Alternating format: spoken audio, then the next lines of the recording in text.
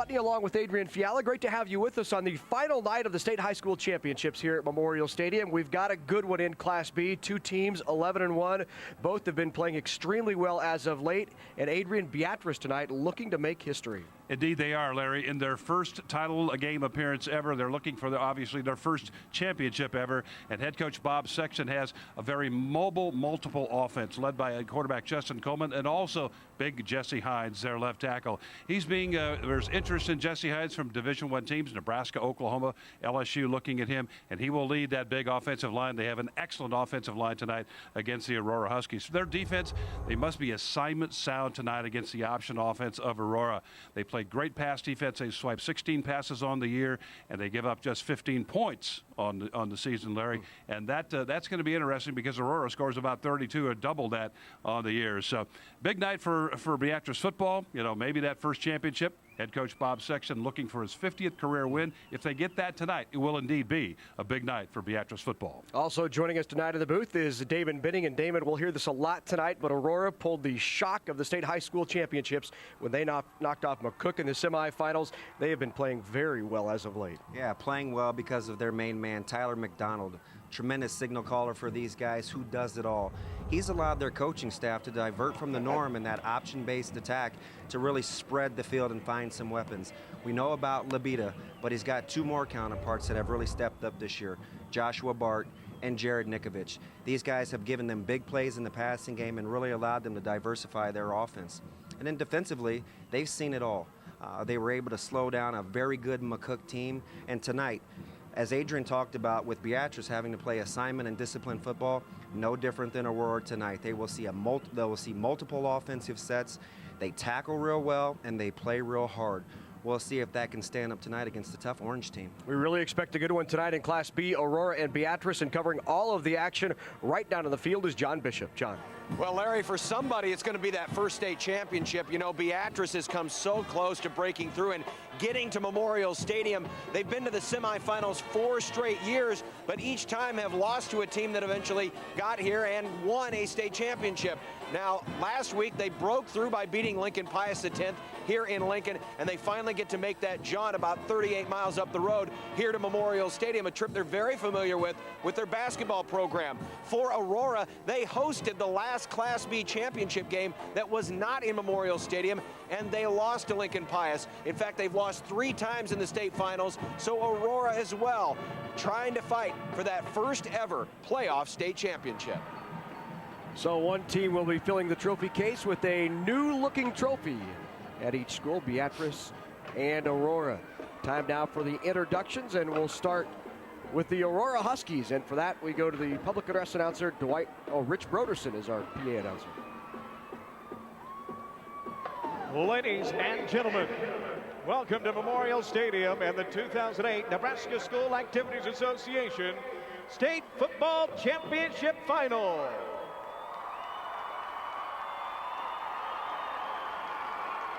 Tonight, it's the Class B championship game between the Aurora Huskies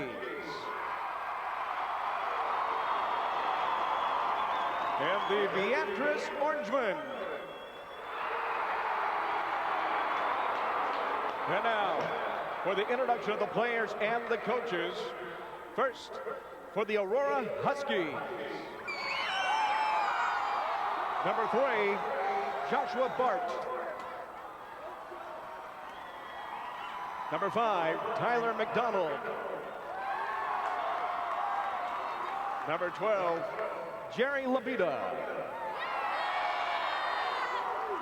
Number 20, Christopher Sullivan. Number 33, Lucas Johnson.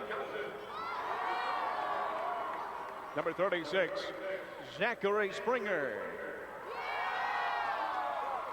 Number 41, Nathan Suk. Number 45, Kyle McCarthy. Number 58, Jake Person. Number 60, Jamie Bergmark. Number 73, Garrett Johns. Number 74, Christopher Bailey. Number 78, Andrew Rodriguez. And number 80, Jacob Schaefer. The head coach for Aurora, Randy Hubert. And the rest of the Aurora High School players and coaches. So there's a look at the 11-1 Aurora Huskies going after their first ever state championship tonight. Two teams that are very familiar with each other. In the past, they have played each other during the season. This is one of the first times in the last 6 years they have not squared off during the season. In case you're wondering, in those games, Beatrice has won 4 of the last 5 head-to-head matches between Aurora and Beatrice. You know, guys, I think my biggest question right now is this with respect to Aurora. Coming off that big win against McCook, and it was indeed a very, very big win. Are they really pumped up? Or is a lot of gas in that tank sort of gone right now? That's the big question I have. I thought last night that Millard South, on the basis of their shutout against Creighton Prep, would really be pumped and come out and play extremely well. But they were a little bit flat and not able to get it done last night. What do you guys think? I'm curious. Well, you know, it's interesting. I think they've spent the entire week having a lot of people pat them on the back. And sometimes that can be a danger. Okay. Now for the introductions for Beatrice. Let's go back to Rich Broderson, our public address announcer. And now, ladies and gentlemen, please welcome the Beatrice Orangemen. Number 1, Justin Coleman. Number 5, Ethan Schleter. Number 7, Lucas Laughlin. Number 9, Nick Bell. Number 10, James Rivers. Number 16, Jason Sweezel. Number 18, Philip Mickler. Number 19, Ethan Jordan. Number 23, Garrett Bruin. Number 25, Jace Bowie. Number 32, Logan Reitzman. Number 45, Cody Walters. Number 47, Tyler Nooch. Number 54, Jonathan Coleman. Number 60, Ryan Church. Number 62, Nicholas Koenig. Number 72, Robert Wagger. Number 76, Jesse Hines. And number 82, Jim Higgins. The head coach for the Beatrice Orangemen, Bob Sexton. And the rest of the Beatrice High School players and coaches. Terrific athletic programs over the years at Beatrice, but never a state football championship. They've been known in the past as one of the top basketball teams in Class B. They'd love to transfer that success over the gridiron tonight and take home a state championship trophy, but so would that team across from them in the Aurora Huskies.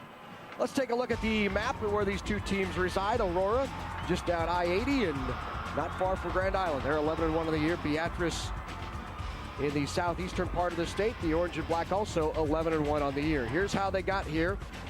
Aurora knocked off in the first round Alliance. Then that big win over McCook in the semifinals. Beatrice got here with the big semifinal win over their arch nemesis, Lincoln Pius X. So both teams earning their way here. First time, guys, since 1999 that either McCook or Crete have not been in the Class B state championship game. It was a huge accomplishment for Aurora, especially taking it on the chin against McCook earlier in the year. A tremendous turnaround. And then conversely, Beatrice on the other side, lost in the semis 3 straight years. And we've always talked about how you got to lose until you know how, and so you can know how to win. Perfect example for Beatrice. Coach Sexton very comfortable on his team's psyche coming into tonight. Time now for our national anthem and for the introduction. Back to Rich Broderson. Ladies and gentlemen, on behalf of the Nebraska School Activities Association, its member schools and U.S. Bank, we welcome you to the 2008 NSAA State High School Football Championship Finals. At this time, Will you please rise and remove your hats to honor America as the Bishop Newman High School National Anthem singers, under the direction of Mrs. Joanne Coton, sings our national anthem.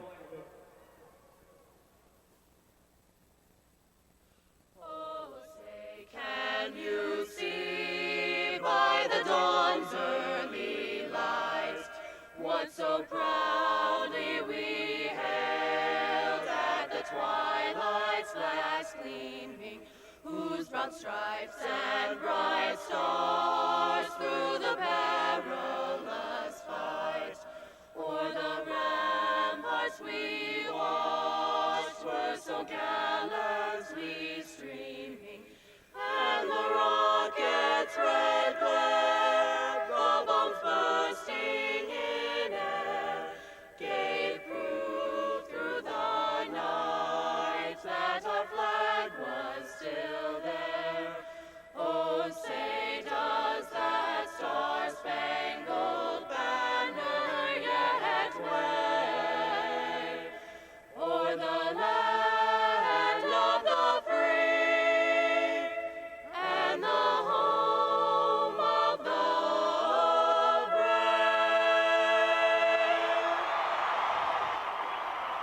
And there is our national anthem by the Bishop Newman High School Singers. Another terrific job. We have a terrific game ahead in Class B, the state championship, the final of the weekend, Aurora and Beatrice. It begins next on NET.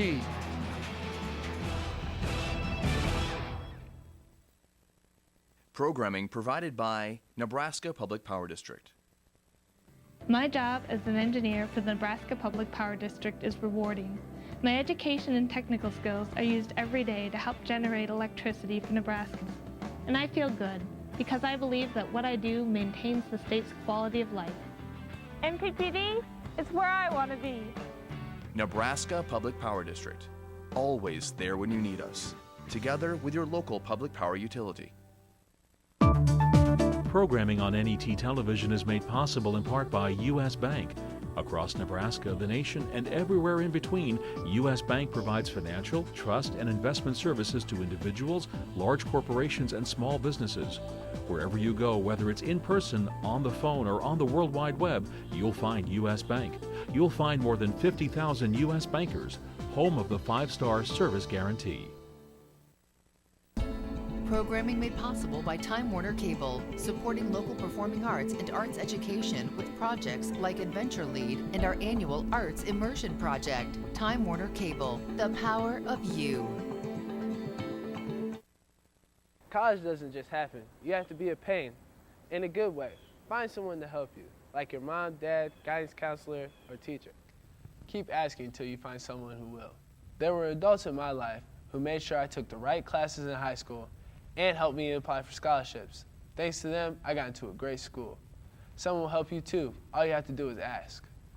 This is one time where it's okay to be a pain.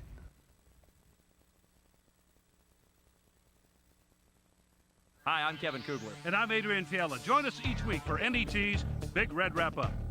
Big Red Wrap-Up is your inside track each week to Husker football. Watch Tuesday night at 7 Central, only on NET1.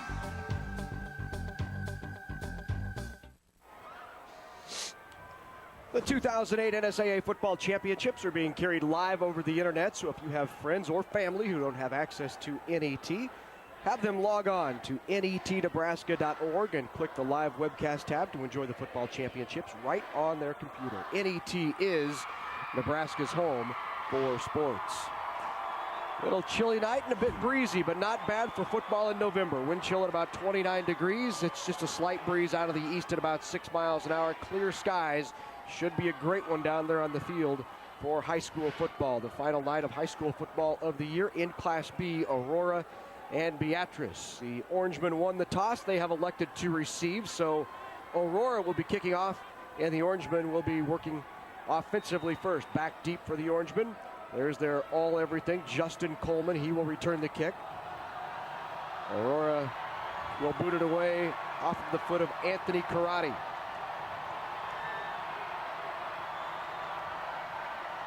About to get underway, the Class B state championship, Aurora and Beatrice. And the kick goes deep, and it will be handled by Coleman at about the 8-yard line. He brings it back right up the middle. He's got some speed and out over the 30 to about the 35-yard line. And that'll give Beatrice great field position for their first drive of the game. Let's take a look at the offense. The backs and receivers for the Orangemen. Coleman, Bruin is in the backfield along with Bohe. Laughlin is the wide receiver along with Rivers and Higgins at the tight end. The offensive line, Coleman, Church, Koenig, Wagger, and Hines up front. So on first down and 10, it'll be Justin Coleman at the quarterback, the left-hander from Beatrice. 732 yards passing on the season, better than 1,300 yards on the ground. Bruin in the backfield along with Coleman. He'll give it to Bruin on the first play. Spins out of one tackle, out to about the 37 for a short gain. Let's take a look. So that short gain gets him a couple. Make it 3. It'll bring up second down and 7. A look at Justin Coleman. You'll see Coleman playing all over the field tonight, guys. He'll play a little bit of quarterback, and depending on the pace of the game, you may see him in the backfield. You may see him split wide either side. And we've already seen him return kicks, Larry. He's good hands, good speed, terrific speed. And Coleman on the quick give. That's Laughlin along the left side. Great support and a great tackle out there by the Huskies. Supporting out there is Sullivan, Chris Sullivan from his corner spot, making the tackle. And it'll be a loss of 1. Yeah, the 5'8" senior really fills it up quickly here as this play goes wide. Tried to get to the outside is Laughlin. Look at Sullivan come up like a dart. Nothing short of what we've seen from Aurora the past 3 or 4 weeks. Their secondary has been lights out. Kind of a testament to that good coaching staff. They'll live and die with that secondary tonight. Oh, that's a terrific play. Great way to start. That builds your confidence back there. Third down and long for the Bruins, rolling right. Coleman flips it out there. Nice grab, and it's caught. Ball stripped, but out of bounds, and it's enough for a first down. Completion to Rivers. James Rivers with the catch and the first down. The Beatrice drive stays alive. Beatrice on the move, guys, with this offense as Coleman just, again, going to move to the left here. Get him out from behind that line. And James Rivers, he's been a money player for them all year. 23 receptions, 504 yards and 6 touchdowns. Gets out there in that flat, picks up that first down, guys. A well executed play. Kind of slipped out from that wing spot, went out into his route unnoticed, and Coleman found him. Big first down pickup. Or excuse me, third down pickup. They give up the middle. And a gain of about 6 yards by Bruin. So far, Beatrice using the playbook. Lots of different plays coming here early in the ball game. You love to see that. Keeps that defense confused to start with. Aurora running a 5-man front right now. Don't see that very much anymore, Damon. But no. And what they'll do is they'll get in and out of it a little bit. A guy to keep an eye on is Burson. He's limping around there pretty good. He's playing the 3 technique for him. He got cut on the first play of the series. Hasn't moved real well since then. So a gain of 8 on the play. That'll bring up second and 2. Snap goes over the head. Coleman chasing it down, and he'll be sacked and dropped for a loss. Big loss by Beatrice on second and short. Well, they started this drive at the 35, and this ball's going to be spotted at the 39. So that gives you an idea about the loss. Snap a little bit high, and Coleman just not able to find the handle and creates that big loss. 9 times out of 10 he'll handle that snap, but on a cold night that ball can be a little bit slick. You know, could be nerves as well in both the center and quarterback exchange. Exactly. Nice job by Anthony Baldwin of Aurora to be right there to shut down any thought he might have had of picking up and advancing it. So third down now and 20. We'll go to the air. Rolling to his left is Coleman. Complete out there, but not enough for a first down. What we'll see all night, very good tackling secondary from Aurora. That really stuck out in watching that game last week against McCook on film. Excellent fundamental work. You talk about tackling, Damon, and now we're going to talk about throwing the ball. Well thrown football, right on the money, right on the dead run, but just short in terms of the sticks. So fundamentally, we're seeing excellent play early in the game here. Unique spread punt formation here as we take a look at them line up. Watch them later on to take advantage of it. Rivers kicks it away. Labita down there. He'll let it drop, and it'll be down inside the 10-yard line. So a nice punt and nice down by the Orangemen. Bowie down it inside the 10. Let's take a look at the Aurora Husky offense. McDonald at the quarterback. Suk is the running back along with Lobita. Bart, Sullivan, and Springer at the wideouts. There's the offensive line for the Huskies. Rodriguez, Bailey, Johns, Burson, and Bergmark up front for the Aurora Huskies. Their first shot now on offense. Great punt, great coverage. Starting out the 7-yard line. Long field for the Huskies. And McDonald on first down will give inside. That's Suk. Suk nothing there. Maybe a short gain of 1. Now the Orangemen defense. Up front for Beatrice. Nooch, Walters, Hines, and Higgins. Backs and linebackers. Schlueter, Bell, Bruin, and Laughlin are the backers. Corners are Schwiesow and Coleman, and the safety is Reitzman. Something to take a look at here early on. Beatrice plays the zone read a little bit different. They'll use their ends to come crashing down and kind of make some plays and really rely heavily on those outside backers to force the pitch. Suk still in the backfield along with McDonald. Give it to Suk. No, he keeps it himself. McDonald pulls it and goes left. Nice pull out and gain by McDonald on the keeper, and enough for a first down out near the 20. Little wizardry right there. That was an excellent play. Man, we're seeing some great work here early in the game, guys, as far as, like I said a moment ago, fundamentals and execution of the plays, offense, defense. Move the chains on that one there. They started at the 7, bring it out to close to the 20. Beatrice is going to have to make a decision here with that defensive end play. Well, that quarterback, he's going to read that in. If he closes, he's out. He's going to get out on the edge and deal a little bit. So first and 10. McDonald will go to the air for the first time. Nice grab out there in the flat. Lobita turns it upfield, and a gain of about 8 by Lobita. Earlier we talked with head coach Randy Hubert about his quarterback, Tyler McDonald. Tyler, he's just really come on this year, done a tremendous job. You know, this is his first year starting for us. And he's one of those guys that just keeps getting better each week. He's really done well going through the program, always played quarterback and got a lot of reps in our option game and got a lot of reps in our passing game. So the thing about him that he does well, he's a good leader and he really understands our offense. And he makes good reads and good decisions. McDonald pulls it out on the option, and a nice gain and another first down for the Huskies. Lots of versatility here, man. He's extremely crafty with the football. Watch how sound he is in his reads. He's looking right at that 3 tech. He sees head down, he pulls, and then he's out on the edge. And we talked there early about this, Adrian.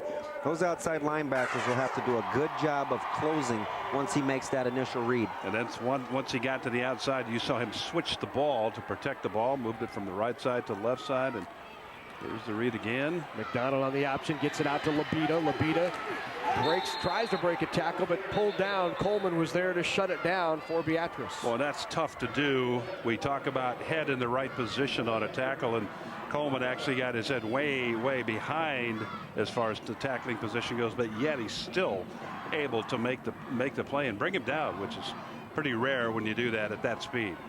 It would be interesting to see if they call the procedure or the hold. Aurora is flirting with procedure, just starting their motion early, but I think this one will be the hold. Oh, it is the procedure.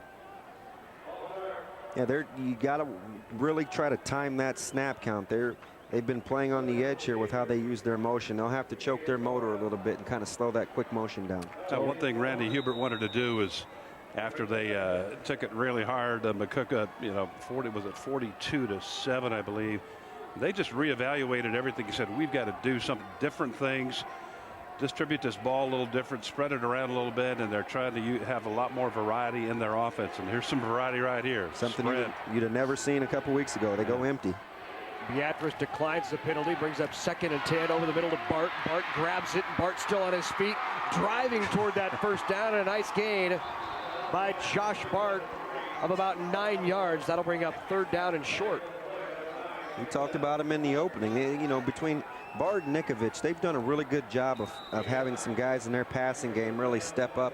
That's given them another dimension other than that zone read option game. It has really balanced this offense out. Yeah, that play there on that set with the formation to the left side here, the 2 wide receivers kind of cleared the area out, got the eye of the defense, and then Bard able to step up into that hole and pass complete. Whoops. They go right back up the middle, piled up there. Gets a left foot spot. He'll make it close, but he'll still be about the length of the ball short. They'll already signal 4th down. Needed to get to the 47, and he's not quite there, so that will bring up 4th and short. And now decision time for head coach Randy Hubert. It's just short of a yard. I mean, this is no gimme here. This isn't inches. I think he just had a bit of a problem with the ball. It looked like it to my naked eye. I didn't have the glasses on at that time, but yeah, they're going to go. He's got to get to about the 47.5-yard line here. This is almost a full yard. See if they go over Big Rodriguez on that right side over there. I doubt it. They'll probably sneak it. No? Now go to the toss. Out wide to the left and up for the first down. Tell you what, good gain by Labita. That's a great play right here. Running toss to the short side. You don't think edge. They catch Beatrice in a pinch and get the easy corner there, Abe. You bet. And look at this pinch. Everybody shooting inside. Thinking about, yeah, and there's a little bit of a problem right there as we watched Ethan Schleter just get caught to the inside. You do want to widen up a little bit and not give him that edge so easily. Got to keep his outside shoulder free to take on that kick out block. McDonald will keep it again. He tries the middle, not much there. Shut up there in the middle by Walters, Cody Walters, number 45 there on the stop. Along with Jesse Hines. Hines, 6'4", 271 in the middle for that Orangemen defense. Talked about him at the top. Hines, OU, LSU, Clemson, Nebraska, all expressing interest. He's just a junior, however, another year to go. Labita and Suk in the backfield. The pitch out to Labita, who's got some room. Nice move on the outside, still on his feet down the sideline. Labita with more room and pushed out of bounds inside the 20-yard line. Great run by Jerry Labita. See, I think Aurora's coaching staff is saying the same thing I'm saying. To the short side of the field, Beatrice will play to the strength. You've got to honor the weak side run game because it's really tough to cover the edge here. Watch the safeties in a bind. They get to the second level easy. They get the good seal block and nobody in support. Beatrice is going to have to take a look at how they align to the short side and maybe play that weak side a little more honest here. Too many men. That's one reason you go to the short side. You've got a man advantage. And in that case, it looked like they had about 3-man advantage on the play. So 1st down and 10 from the 18. McDonald the option again. He'll keep it. And he got a foot there and drug down. Nice play by Bruin from his linebacker spot to stop McDonald. A lot of pressure on these outside linebackers. That'll continue to be the theme for the night because, you know, McDonald will get out on the edge and deal here a little bit. They've got to be able to make tackles out there in space. I think knowing Bob Sexton as we do, they will come with the adjustment here shortly. Get their people to widen up just a little bit. Linebackers be a little more alert on those plays. So ball now on the 17-yard line. 2nd down and 9. The give. Suk with it. Suk breaks one tackle. Tries to spin out of the second, down at about the 14-yard line. And right now I think the proper way to characterize Aurora is relentless. They are moving every which way, putting the pressure on aggressively onto that Beatrice defense. Pretty good closing speed though there by Beatrice. That play looked like it had potential to be a little bit bigger. Real good job of closing the window right there. This drive started at the 7-yard line, keep in mind, about 6 minutes ago. So a big 3rd down now for the Huskies. 3rd down and 6, ball on the 14-yard line of Beatrice. Suk and Labita in the backfield. They pull it out of Suk's belly. Keeping it is McDonald. He's got room and a 1st down inside the 5. Still on his feet, dragging tacklers near the end zone and down inside the 1-yard line. Great run by Tyler McDonald. Shedding black jerseys all along the way. You know, McDonald, 6 foot 175. So tall guy, but not all that bulky, but man, strong. Major, it starts with the read here. Look at him key that 3 technique. Good keep. Again, outside linebackers with a chance to make a play in space and they don't close. They've got to do a better job dictating on the edge and not allow him to dictate what's going on. 1st down and goal. McDonald with the sneak. He's in there. Touchdown. Aurora Huskies strike first. So right now they just got Beatrice on their heels. So that was a workmanlike drive, and I won't use dissipating for fear of being made fun of, but in a time-consuming drive for Aurora, very workmanlike. Used the whole field, both sides of the field, again relentless in their work. 93 yards on the drive. Karate in to try the extra point. Try to make it 7-0 Aurora here in the 1st quarter. As you said, a nice time-consuming drive to take the 6-0 lead. The kick is up, and it is knocked right through. No good. Missed it off the top of the screen. No good on the kick. Here's another look. Just push him on in there. Right in behind the hog mollies. Like a bunch of root hogs. The low man wins. We talked about that the first game this afternoon. You know, how many? The rule says you cannot aid the runner. And by that, you know, we're talking about pushing the runner, but it never gets called. Have you guys ever seen it called? No. No. Never have. Well, last year's Class B championship featured an overtime battle between Crete and McCook. Let's take a look back at the Cardinals' 14-7 overtime victory. And tonight it's the Class B state title game between the Crete Cardinals and the McCook Bison. 3rd and 1. Touchdown, Crete.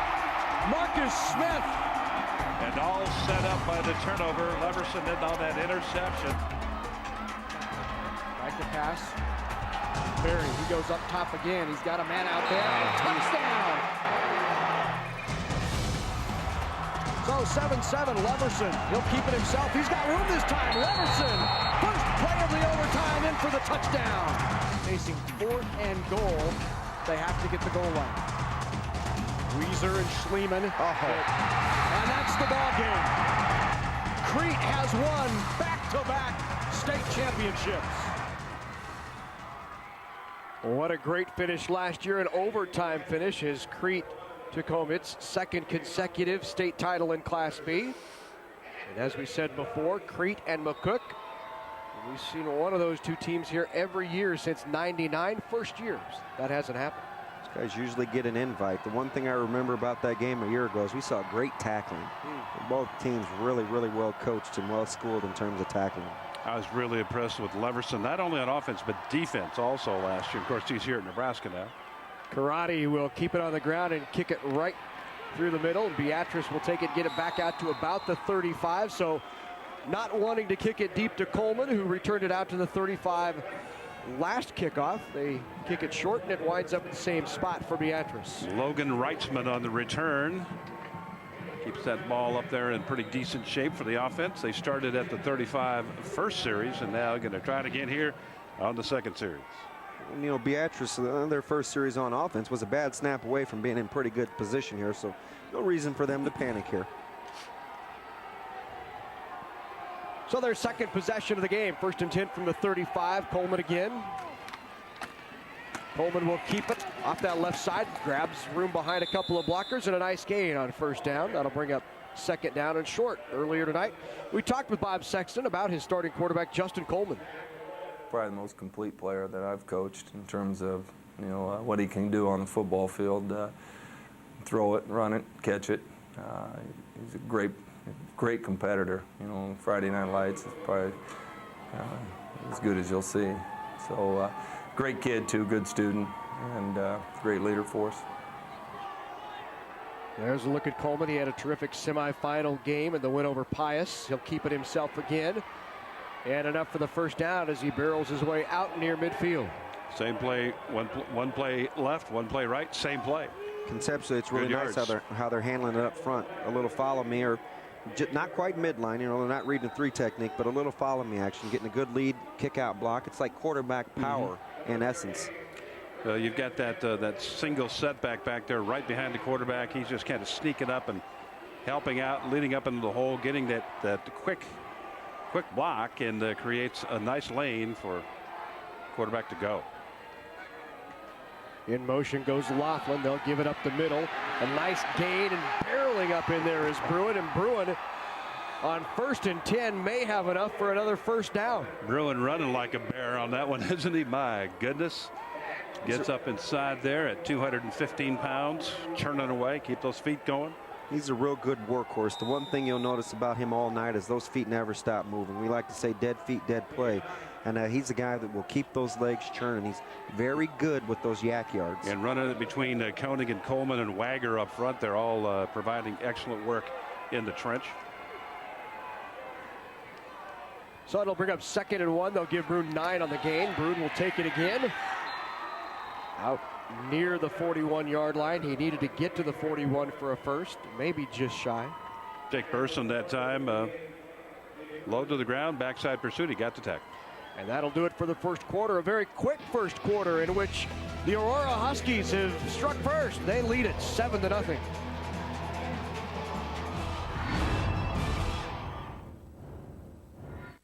You're on vacation in the mountains. You've got the kids, the dog, and your tent. Your son says hiking is lame, so you try rock climbing. It ends up being harder than it looks. Now you're in the hospital wishing you'd stayed home. But you've got Blue Cross and Blue Shield, so you know you're covered, even though you're out of state. So you relax, which is why you went on vacation in the first place. Blue Cross and Blue Shield of Nebraska. One less thing to worry about.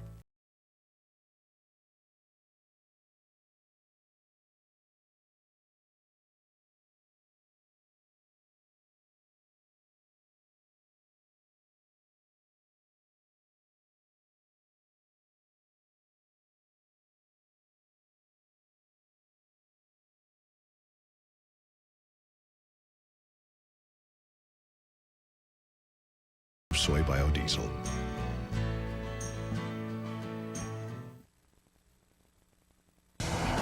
NET Sports coverage of the 2008 NSAA Football Championships are brought to you in part by the Nebraska Public Power District. Always there when you need us, together with your local public power utility. By Time Warner Cable, providing coverage of local high school sporting events and activities on Nebraska On Demand, Channel 101. And by the Nebraska Soybean Board, encouraging the use of renewable biodiesel fuels for a healthier environment. For information, nesoybeans.unl.edu. So 1 quarter of the Class B state championship in the books. 12 more minutes before half now, and it's Aurora on top 6-0 over Beatrice Orangemen. Beatrice driving now, 3rd and short. Coleman will keep it himself easily enough for the first down. Spun out of there and a gain of about 4 or 5 yards on the keeper by Coleman. Kind of wonder when teams go to that double tight look, I always wonder why they don't cover up those guards. It's almost easy pickings for a quarterback sneak when you leave those guards uncovered like that. So the first down by Coleman, as we said, had a terrific semifinal game in their win over Pius, threw for a couple of touchdowns, recovered a fumble, returned it for a touchdown in that win over Pius. Beatrice talking about how gratifying it was to knock off their rival, the Pius Thunderbolts. The give right up the middle, but there's Aurora. Rodriguez leads the charge. Big number 78 in there to help shut it down. Along with Chris Bailey. Bailey at 315, 5'11", and 315 pounds. They're banging on those guys pretty good on the inside here. Saw that motion to try to divert some attention on the defense, and then coming right back up the middle. Nobody was fooled. One thing I think Aurora's going to have to keep an eye on here, you see those corners are out there kind of cocked to the inside, giving an easy inside release to Beatrice. It won't be long before Beatrice takes a look at getting inside both those corners on maybe a skinny post. Rivers and a Reitman wide out. They'll go to the throw and they'll dump it off to the back. Reitman with a nice gain, near a first down. That'll bring up 3rd down and short. Nice play on 2nd and long. A little less than a yard short on the play, it appears. Let's see here, take a good hard look at it. Ball handled well right there, almost went down to the hip, but Reitzman able to hang on to it. And now wide to the top of the screen goes Laughlin, along with Bowie. 3rd down and short. Coleman will keep it again on the sneak. Barrels in there. Should have enough for the first down as he's out down near the 26-yard line. Needed to get the 27 for the first, and it is a first down for Beatrice. Aurora went to the old school Okie front right there, played a little 50. Trying to cover up those guys up front in that short yardage situation. Backers came up free, but just a little bit too late that time. So a new set of downs for the Orangemen. 1st down and 10. Ball at the 26-yard line. Coleman again. Gives it up the middle. Bruin pounding his way down there. Bruin tough running, and that'll bring up 2nd down and short. He's a strong kid, isn't he? I mean, he just continues to fall forward. We talked earlier, he just churns and churns. A little off tackle here. Watch the block right there. That was number 72, Robert Wager. And that's why the play, I mean, Bruin's running hard, but if he doesn't have a Wager out front, he's not going anywhere. Great job by Robert Wager Jr., 250 pounds, big guy. Lots of big people in this game. 2nd down and 3. Keep Coleman. Tries that right side, cuts back across the grain, head up for the first down. Inside the 15-yard line goes Coleman. And once again, Wager on the play. How about these quarterbacks going into contact? These guys aren't gun shy. Neither one of them extremely big in terms of stature, but watch Wager here again, 72 left side. A little short set pull. Bingo. Nice. Got the little kick out, and then a very good job by Coleman with the nice little cutback, fighting for yards. Pretty good center fielder in his own right, too, as a baseball player. Pitcher. Rivers wide to the left. Bruin in the backfield along with Nooch. And they'll give it one more time to Bruin, who spins it in there for the touchdown. That's what he does. Bruin. Be interesting to see what happens in the 4th quarter if this game continues to stay close with a guy like Bruin, because he wears on you. And there's a lot of Class B opponents of Beatrice that can attest to that. He just continues to keep going and going and going. Bruin's 7th touchdown on the year. He has the privilege, I suspect we will call it. His dad is the defensive coordinator for the ball club, and he's talking football a lot with Pops. Nick Bell in there to try the extra point. And that one is up and through. Just got it through. And that gives Beatrice a 1-point lead at 7-6. Motion again, left to right. Yeah, defense, just ISO. Defense looking, and again, right up the middle, and this extremely tough running. Coleman and Wager and Koenig, the people up front making blocks to spring it up. Anytime you run ISO and your fullback is looking for someone to hit, it's probably well executed up front. That means people like Koenig and Coleman and Wager are doing their job. Well, it's time now for our NSAA championship trivia. Be the first person to email us at sports@netnebraska.org with the correct answer to this question, and you'll win an NET Sports Athletic Grade t-shirt, size extra large, and a Big Red Wrap-Up logo cap. So the question is, which team holds the Class B record for total offense in a single game? First correct email to sports@netnebraska.org will win the NET Sports t-shirt and a Big Red Wrap-Up logo cap. And remember, one winner per household during the 2008 championships. Should we know this one, Larry? I'm going to take a stab at it. I was surprised by it. Damon's guess is wrong. How about you'd be pretty safe guessing a few teams. Nope, that's not it either, Adrian. Okay. That's why I said I think this was a bit of a surprise. That's why I asked if we should know that. Yeah. Back to the game here. Beatrice has come back, answered. Or you guys could keep guessing. Answered the score by Aurora. Oh, the kick goes deep. Decent.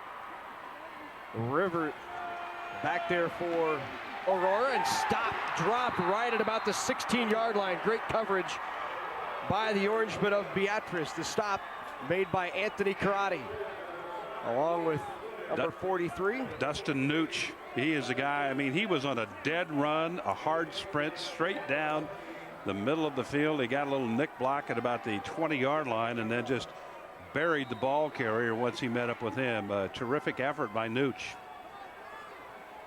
7-6 Beatrice. Let's see if Aurora can answer Beatrice's score. They'll give it up the middle. A nice gain, a gain of about 10. One more time, Labita on the carry. Lots of stuff happening right there. You got split backs, fake dive, come back with a counter, and pick up excellent yardage. That's what you like, Damon. Second at about 8 inches. I like that. They put him in a split back out of the gun, but really just turned into power. He had a nice kick out block by the fullback, who actually was the lead fake on the play, and real nice kick out block, gave a nice natural crease right there. So McDonald keeps it himself out around the left side. McDonald has some room, and he's drugged down after getting a first down on 2nd and short out near the 40-yard line. We'll call it the 37. He's a workhorse. Okay, Tyler McDonald. Once is a fluke. Two could be a coincidence, but three's a trend. These outside linebackers have got to be more aggressive out there on the edge. Another missed tackle. Yeah, you just can't. You've got to square up. Nick Bell there needs to square up. He's the leading tackler on the Beatrice Ball Club. He needs to square up on the ball carrier and make that hit. He's a better tackler than that. This is a little better for them. Keep it on the option, pitch it out to Labita. Nothing doing there. And out there on the stop was Laughlin. Earlier we talked with the head coach about Labita. He is a tremendous athlete. You know, he's one of those kids that doesn't say a lot, just works hard and gives us his best shot every day. Tremendous weight room guy, and you know, he's got the breakaway speed, and he can catch the ball in the backfield. He can take a punt or kick, return back all the way. So, you know, just a versatile kid that is durable and tough and does a lot for us. Aurora with the empty backfield. They'll toss it out wide to Labita. Labita gets out near the 40, but drugged down, and it'll be 3rd down and long for the Huskies. That's the kind of work you want to see right there. Luke Laughlin actually blocked on the play out there. They fired both backs off to each side. Ball goes over to the left side. Now watch Laughlin there, number 7. See, got off that block right there. That's a great job of disengaging, isn't it? Just terrific work. That's the kind of work you want to see. Got to shed, get rid of, keep your head up, expect to make the play. Outstanding work by Laughlin. And folks, that is not easy to do. No. Suk in the backfield along with McDonald. McDonald back to throw, looks downfield, goes back across the field. Finds Suk, who makes a couple of nifty moves, but drugged down about 2 yards shy of a 1st down. Great hustle. Talk about recovery.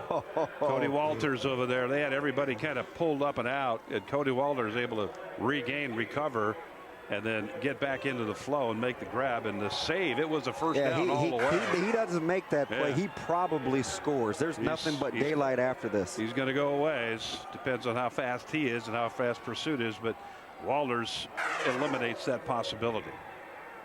Interesting formations by both teams with their spread punts. Seeing how teams get lined up. Really trying to use special teams as a weapon here. Here's spread punt. Brockmeyer in to kick it away. Brockmeyer will kick it. It was just last week when they beat McCook on a fake field goal. They were down 12-0 early in the game and decided to fake that, not the field goal, but fake the punt, and went on to win the game over McCook. Let's go down to the field to John Bishop.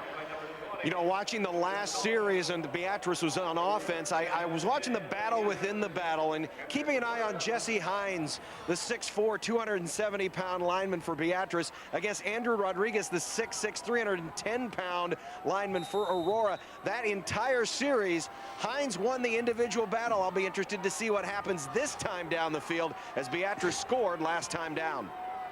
So that's a great note right there. Yeah. Good observation there, John. And they tilted the field too, by the way.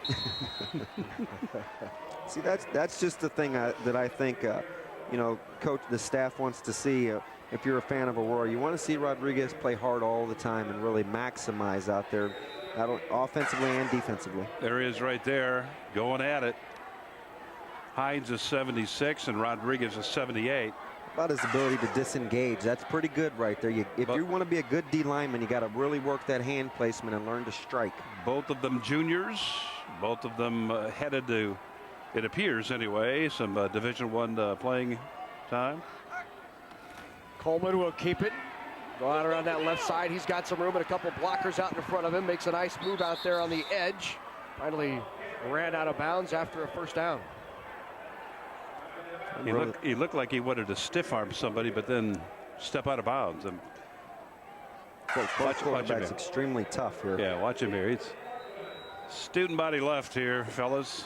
Good job by Laughlin. He's just off the screen here with a good lead block. Now watch this. He goes stop, stiff arm. Nah, I think I'll go. Thank you, sir. I like both these offenses. This will cause you to scratch your head a little bit as a defensive coordinator. I can appreciate what both teams are trying to do with the offensive side, on the offensive side of the ball. Not to mention the players themselves down there.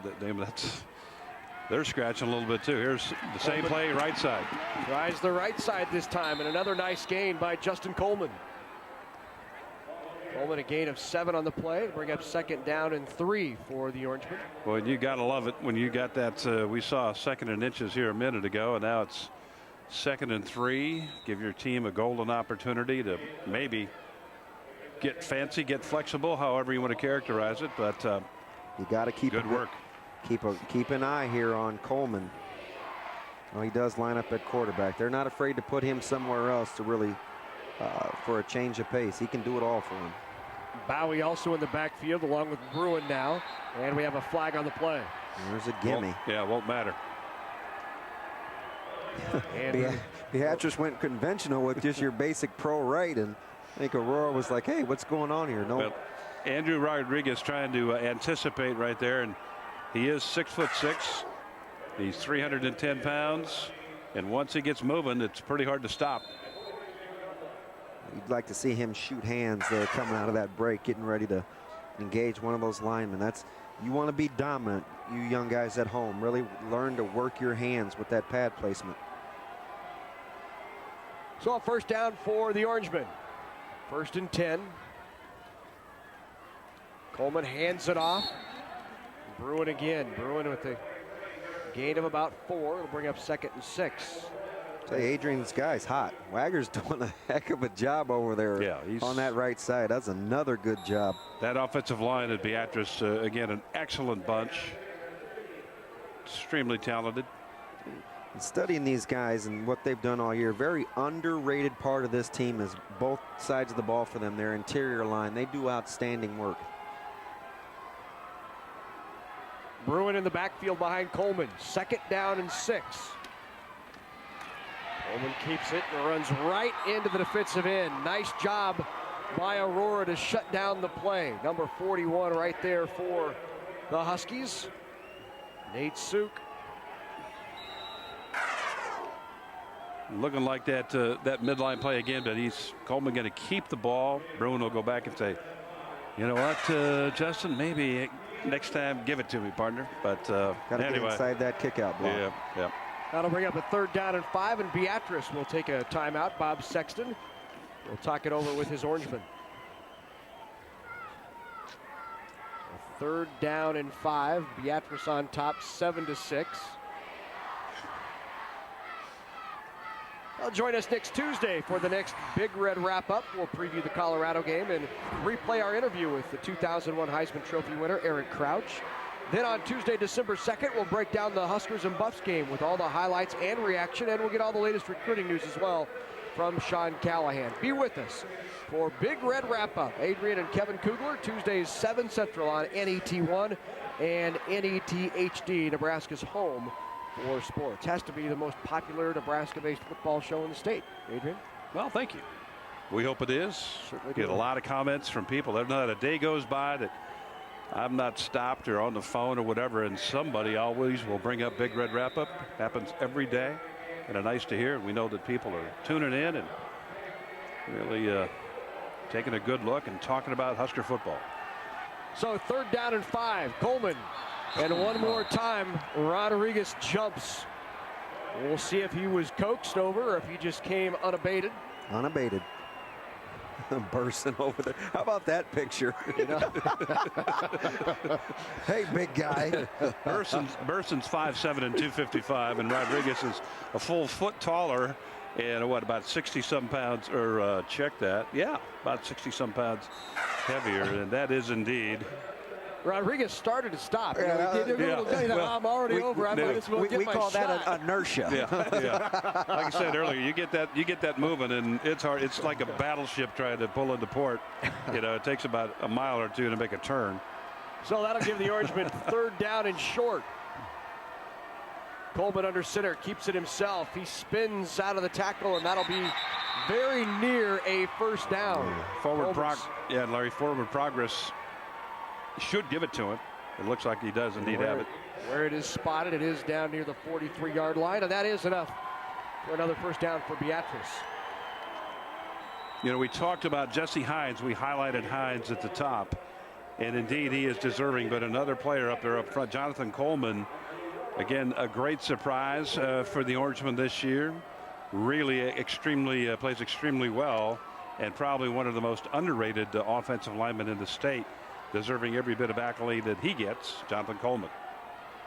Bruin will take the handoff from Coleman, goes right up the middle down to the 40-yard line. Right on cue. Anytime you have an inside running game like that and you're playing like Aurora is with a true nose, you need good play from your center. And Coleman, with at least a stalemate there, giving up a significant weight going against Rodriguez there as they move him to a true nose tackle here to try to shut down that running game. Nice drive going here by the Beatrice Orangemen as they cross into Aurora territory, and now at the 40 it'll bring up 2nd down and 7 for Beatrice. Coleman along with Bruin in the backfield. Coleman looks up top to throw. Little hitch and go, but he pulls back down. It's Rivers with the catch, and Rivers inside the 30-yard line, down near the 25, and a 1st down for Beatrice. Aurora's going to decide what they have, what they're going to do. Those corners, we said they're cocked to the inside, and they're given quite a bit of room. This pitch and catch is there for the taking if Beatrice so chooses. A lot of respect they're giving out there on the edge. Primary ingredient in that play was, again, offensive line play. He had time to wax his car back there. That was incredible time that Coleman had to throw. He even checked backside, didn't he? Yeah, he was. He went through all his. There was no pressure. So 1st and 10. Bobbled in the backfield. Coleman regains control, but he'll lose a couple of yards. When you have a good drive going, you don't need dead plays, obviously, and that's a dead play.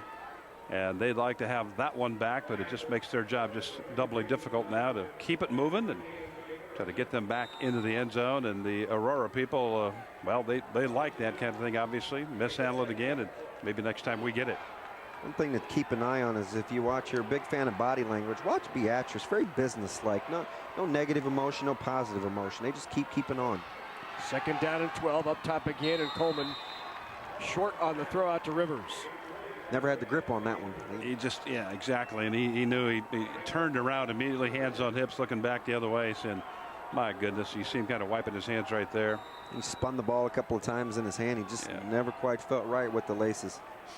Well, coming up at halftime, we'll be joined by the NSAA's Executive Director, Jim Tinnifer. Also, our Believers and Achievers will be honored, and we'll have all the first half highlights and statistics coming your way in about 1 minute and 23 seconds on the clock at halftime of this Class B state championship game. 3rd down and 12. Coleman looking to throw, rolling to his left, still looking downfield, flips it over there, and complete, but not enough for a 1st down. A nice grab out there, but it'll be about 4 yards shy of a 1st down. Adrian, I think you saw what I saw. That backside post come wide open as Coleman is he's searching, buying himself some time, and he's pretty crafty with it. Watch him just pull up, throw the mini little jump pass. Jim Higgins makes the catch. Positive yards out of the play. Timeout is called. They're going to talk this one over. So a nice drive going by the Orangemen. They are inside the 20-yard line of Aurora. Take a timeout here. Their 2nd timeout of this 1st half. Still have one remaining with 1 minute 9 seconds left here in this 1st half of play. They have a 7-6 lead. You said you're talking about Believers and Achievers at half. I'm flanked to my left by a believer, believes he's really 5'9", and an achiever in Adrian, who's done 20 years of good work on the mic. This is outstanding. Well, at least we know we're sandwiching one who is neither a believer or achiever. Well, that's a lot kinder than the reverse Oreo. I knew that was coming. I knew that was coming. As you can hear, folks, I'm staying out of that conversation. I'll leave it to the 2 rookies. So that'll bring up 4th down and 4 for Beatrice. Out of the timeout, let's see what they come up with. Coleman looks over to the sideline. Barks out a play to... Looks like they're trying to draw, and they won't cross. So a timeout, Beatrice. It's exactly what they were trying to do, Larry. Everybody's like, hey, good job, Rodriguez. Way to hold your water. Thank goodness. He had an anchor on the back end over there and made sure he was all right. As if they could just say, whew. Well, for more than 50 years, NET has been part of the state's history, bringing you local news from across the state. documentaries that affect Nebraskans, and statewide coverage of high school and collegiate sports. Help us continue the quality of local programming on NET television. With your support, we'll continue to enrich the lives of all Nebraskans. Visit netnebraska.org, or you can give us a call, 1-800-634-6788. So Beatrice spends its last time out of this first half with 1:09 left in the half and a 4th down and 4 to go. They do have a field goal kicker. Nick Bell is a field goal kicker, and they're not going to do that. He's 2 for 4, his long being 45, so this would be within, but they're going for it here. 4th down. 4th and 4. Coleman will take the snap and roll to his right, looking downfield. Coleman tries to find room to run, isn't going to get there. Great defense by the Huskies. Ball comes loose.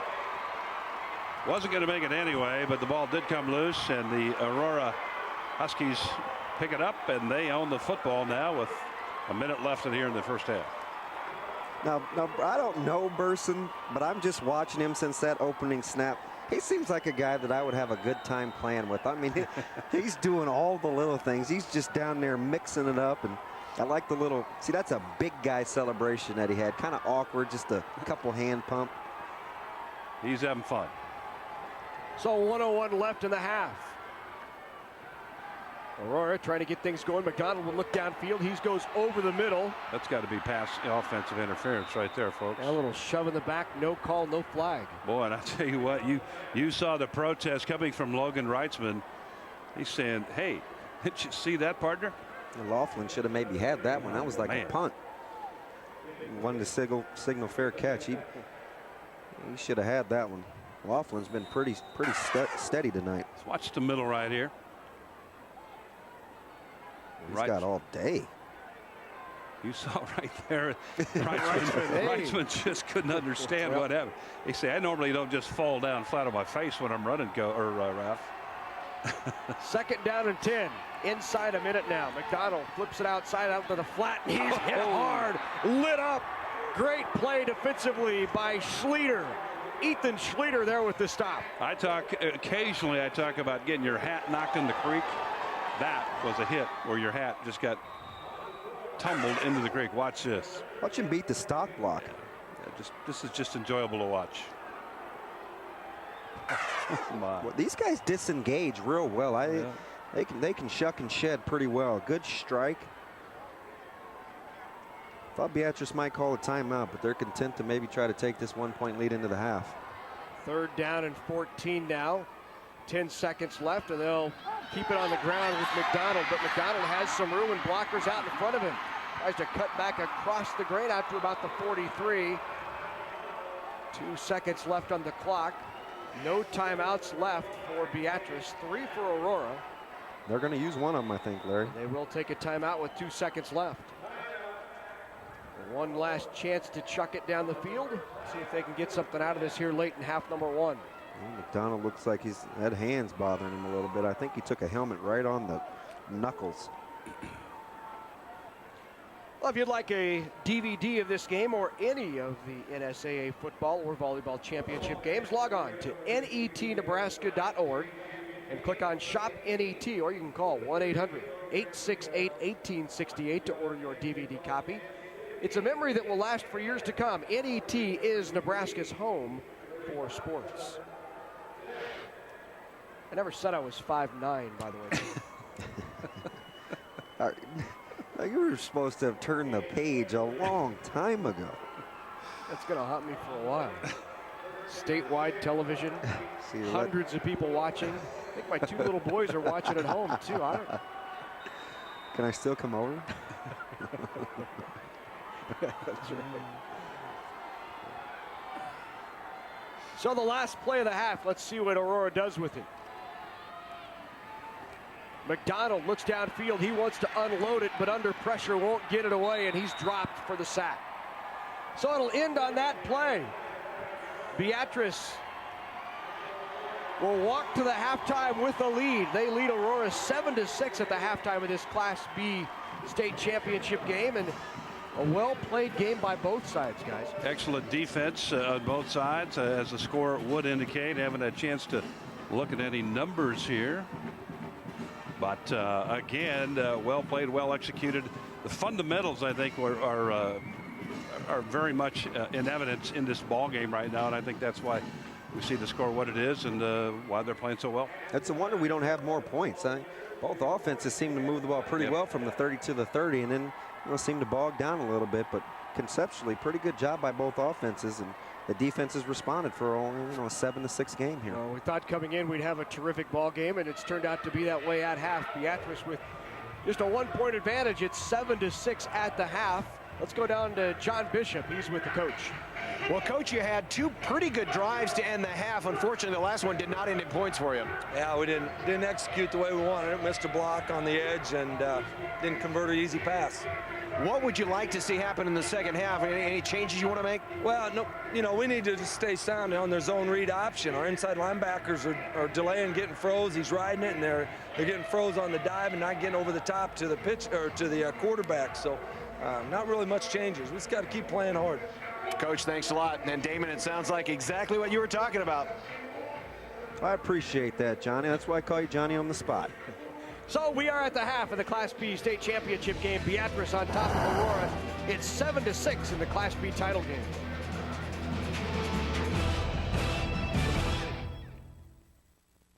Working together, Catholic schools and parents are instilling a foundation for life and forming tomorrow's leaders, giving young people the tools and values they need to learn, to achieve their dreams, to grow spiritually, and to serve others in need.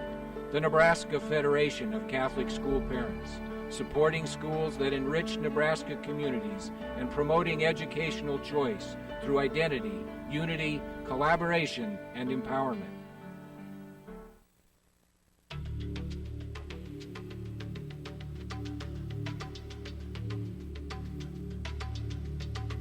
Did you know 43% of Nebraska high school students drank last month? Parents, enough is enough.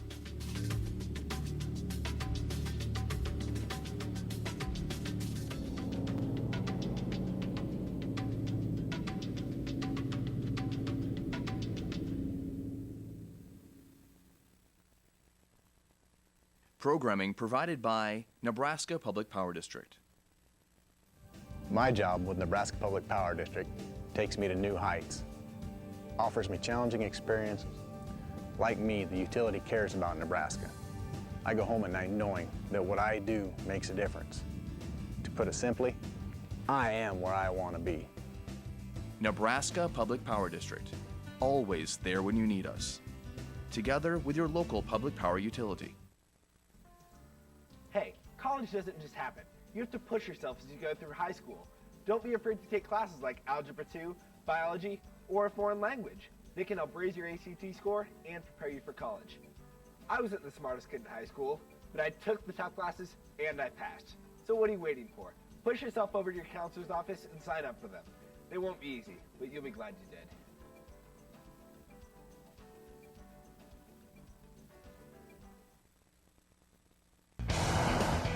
NET sports coverage of the 2008 NSAA football championships are brought to you in part by U.S. Bank, measuring success through performance, pride, products, and people. Backed by a 5-star guarantee. U.S. Bank, member FDIC. By Blue Cross Blue Shield of Nebraska, one less thing to worry about. By the Nebraska Office of Highway Safety. Please remember that if you drink and drive, you lose. And by Time Warner Cable, supporting local high school athletics and arts education in communities we serve. And welcome back to Memorial Stadium. We are at the halftime of the Class B state championship game, and it is at half Beatrice on top of Aurora, 7-6. I am joined now by the executive director of the Nebraska School Activities Association, Jim Tenneper. Great to have you back with us. It's really been another terrific fall sports season in all your sports. We have had a good fall sports season. We did have some snow that kind of gave us a little bit of harried experience at state cross country time, but it disappeared. The grounds were wet, but we had a great tournament. We had a great girls volleyball tournament this last weekend. Attendance was good, and we did have some changes with regard to moving to third place games, and also we went to a 3-day tournament. So it has been a great fall season, and wrapping it up with a great ball game here. We've heard terrific things about those changes in volleyball, and seem to be very well received. Now, in addition to keeping the NSAA running smoothly, you've also added another title. You're now the new president of the National Federation of State High School Activities Association. Talk about your responsibilities in that new position. Well, in July, I assumed the responsibility as president of the National Federation.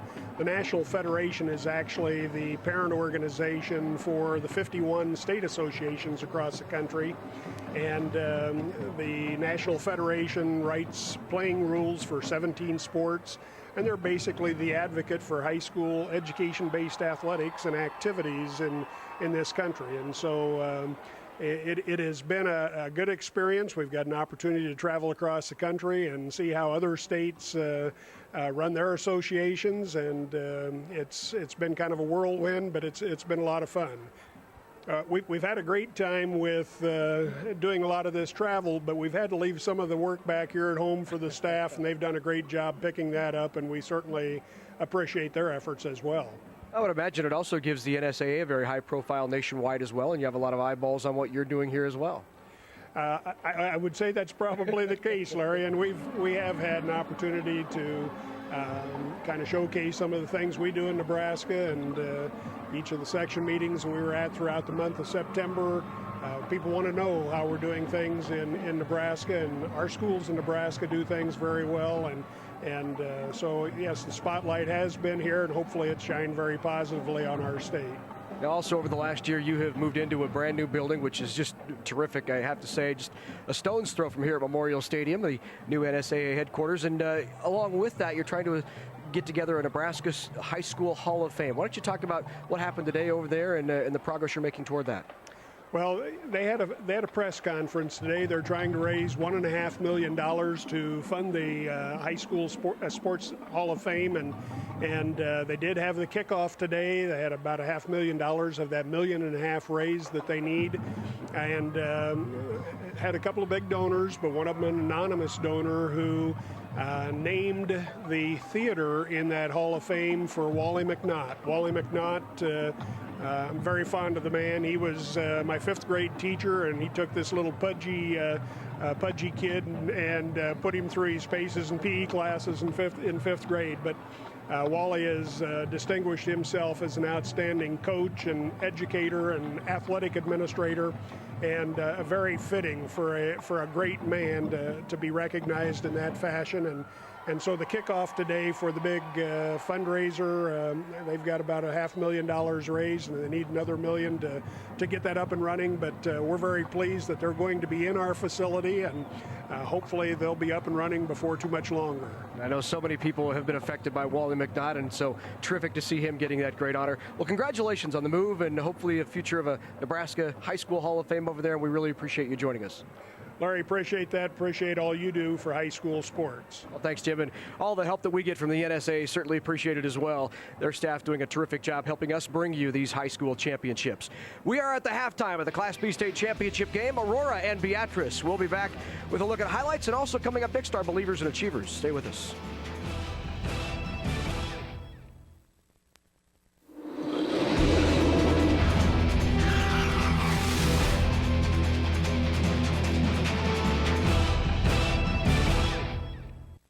Hello, I'm Jeff Beckman, Director of the NET Foundations. I'm here in NET's high-definition mobile production studio. It allows us to travel the entire state to bring you exciting college and high school sports. Something else makes all that possible too, and that's you. Your contributions make it possible for everyone to experience the action, even when they can't attend a game in person. Nebraskans tell us time and time again that they appreciate the legacy that NET has built through over 50 years of service to Nebraska. Won't you invest in that legacy as well? Log on to netnebraska.org/sportspartners and show your support for statewide sports action on NET Television, the team that brings Nebraska sports home to your community, no matter what part of the state you live in.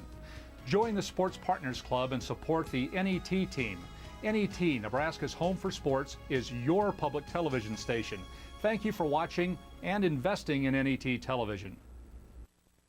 Hi, I'm Kevin Kugler. And I'm Adrian Fiala. Join us each week for NET's Big Red Wrap-Up. Go online each week to take the Big Red Sideline Survey at netnebraska.org/Big Red Wrap-Up. Tuesday nights on PBS, a new season of Nova explores the human story behind the science story. One group of people are going to be 100% wrong. The implication behind the information. This is a major discovery. The enlightening and the amazing. We're looking for objective evidence. Very important things were at stake. Save your Tuesdays for Nova. Tuesday nights this fall, only on PBS.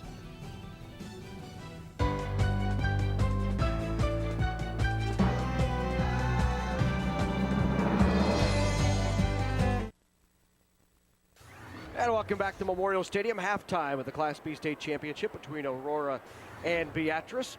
You know, there's an old saying in sports that records are made to be broken, but there's one Nebraska high school football record that likely will never be broken. NET's Jim Disrud looks back at the 1968 Ravenna Blue Jays that set a record that might be unbreakable.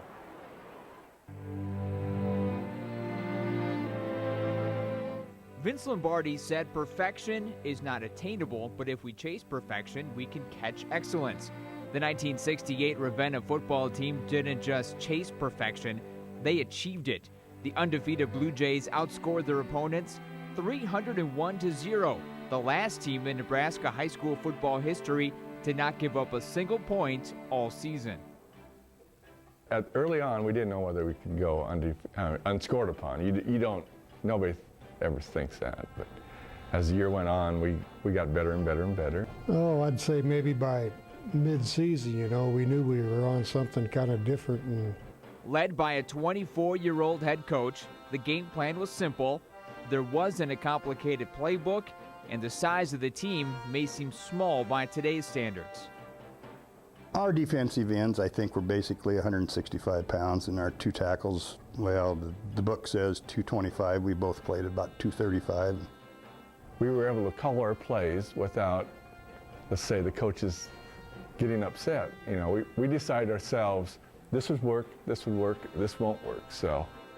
The most lopsided score of the year was a 65-0 win over Burwell, but the most tense game was in Week 5. Gibbon moved the ball down to the 6-yard line, 6 yards away from being the first team to score against Ravenna.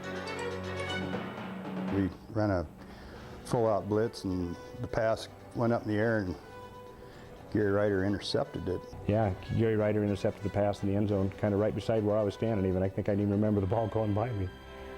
Despite the dominating season, not a single player from the 68 team was picked to play in the Shrine Bowl. No players were selected to the All-State team, and they didn't receive a single vote in the state rankings. Something you always talk about. It really is. I mean, it'll never happen. I doubt it would ever happen again.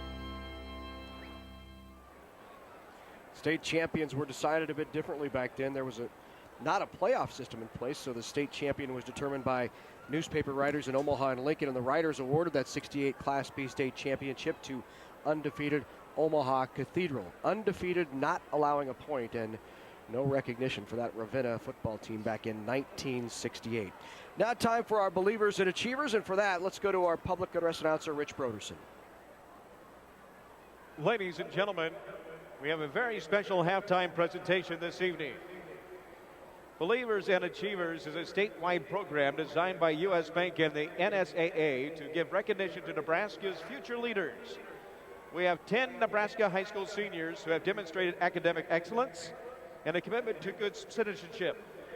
For their involvement in school and community service projects, U.S. Bank and the NSAA would like to honor the Believers and Achievers who are with us tonight. Presenting the Believer and Achiever Awards are U.S. Bank Representative Patrick Spethman and NSAA Board of Control member Kent Hawley of the Mitchell Public Schools.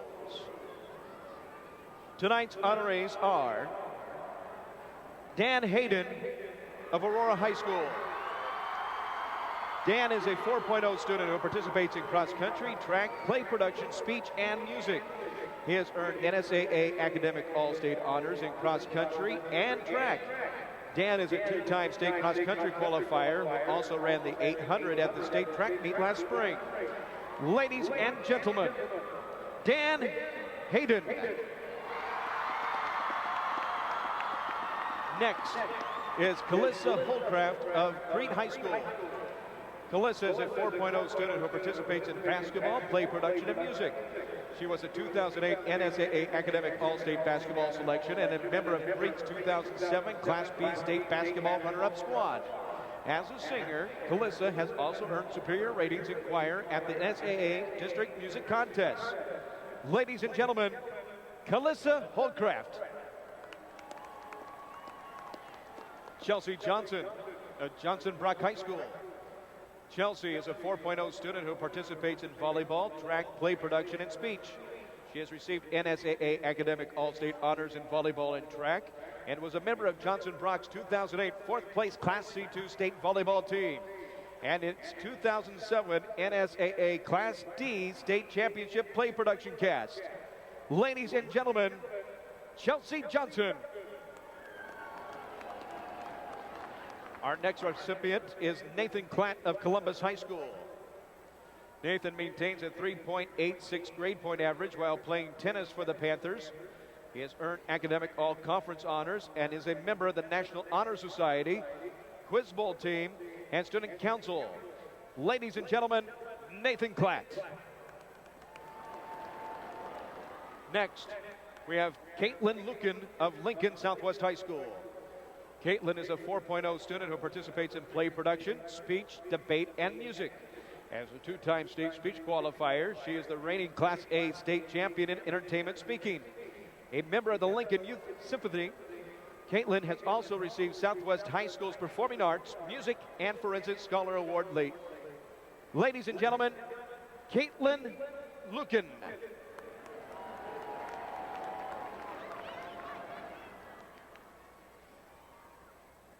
Grace Morin of Lincoln Pius X High School. Grace is a 4.0 student who participates in volleyball and music. A member of Pius's 2006, 2007, and 2008 NSAA Class B State Volleyball Championship teams. Grace is a two-time academic all-state honoree. In music, she has earned superior ratings in flute solo, concert band, and chorus at the NSAA District Music Contest. Ladies and gentlemen, Grace Morin. Next is Dusty Stadola of Clarkson High School. Dusty carries a 3.75 grade point average while participating in football, wrestling, and play production. He is the 2007 103-pound and 2008 112-pound Class B state wrestling champion. Dusty was also a member of Clarkson's 2007 Class D1 state football runner-up team and Clarkson's 2007 state play production qualifying cast. Ladies and gentlemen, Dusty Stadola. Michael Tavis of Lincoln Lutheran High School. Michael maintains a 3.89 GPA while participating in basketball, golf, play production, and music. He earned 2008 NSAA Academic All-State Honors in basketball and golf. Michael is a three-time academic all-conference pick in basketball and a member of the Fellowship of Christian Athletes and National Honor Society. Ladies and gentlemen, Michael Tavis. Lauren White of Waverly High School. Lauren is a 4.0 student who participates in volleyball, basketball, soccer, play production, and music. She has earned NSAA Academic All-State Honors in soccer and was named the Outstanding Soloist at the Grand Island Jazz Festival. A member of the National Honor Society, Lauren is also a peer tutor. Ladies and gentlemen, Lauren White. Our final recipient is Lauren Wilcox of Omaha South High School. Lauren carries a 3.84 GPA while participating in swimming and diving and music. She is a three-time swimming and band letter winner and Omaha Honors Concert participant. Lauren is a member of Principals Advisory Council and National Honor Society. Ladies and gentlemen, Lauren Wilcox. And now, ladies and gentlemen, let's give one more big round of applause to the 2008-2009 Believers and Achievers, the future leaders of Nebraska. So there are your 2008 Believers and Achievers, some very bright and talented youngsters with some very bright futures as well. This year's Believers and Achievers. We are at halftime of the Class B state championship game. When we come back, we'll take a look at the highlights from the first half. It's Beatrice on top of Aurora, 7-6. Programming provided by Nebraska Public Power District. My job as an engineer for the Nebraska Public Power District is rewarding. My education and technical skills are used every day to help generate electricity for Nebraska. And I feel good because I believe that what I do maintains the state's quality of life. NPPD is where I want to be. Nebraska Public Power District. Always there when you need us. Together with your local public power utility.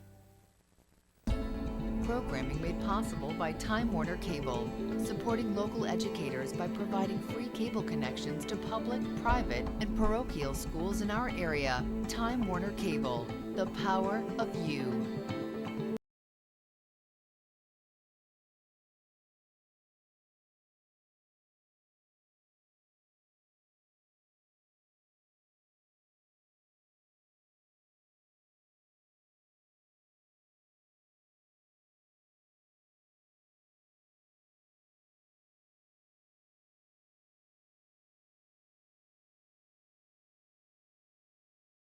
Soy biodiesel.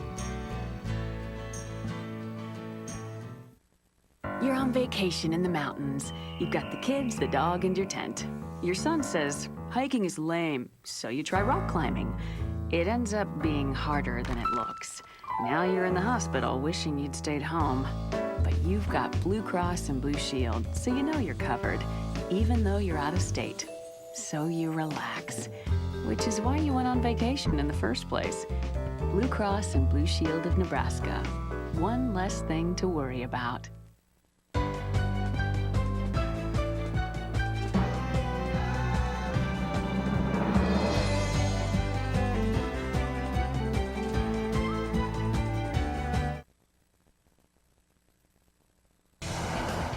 NET sports coverage of the 2008 NSAA football championships are brought to you in part by the Nebraska Public Power District. Always there when you need us, together with your local public power utility. By the Nebraska Soybean Board, encouraging the use of renewable biodiesel fuels for a healthier environment. For information, nesoybeans.unl.edu. By the Education Quest Foundation, improving access to college through scholarships, grants, and college planning services. And by Nebraska Federation of Catholic School Parents, promoting educational choice through identity, unity, collaboration, and empowerment. Back at Memorial Stadium, halftime of the Class B state championship game, Aurora and Beatrice. Beatrice on top by one, thanks to the converted extra point. Aurora down by one because of a missed one. Let's go down to the field and John Bishop.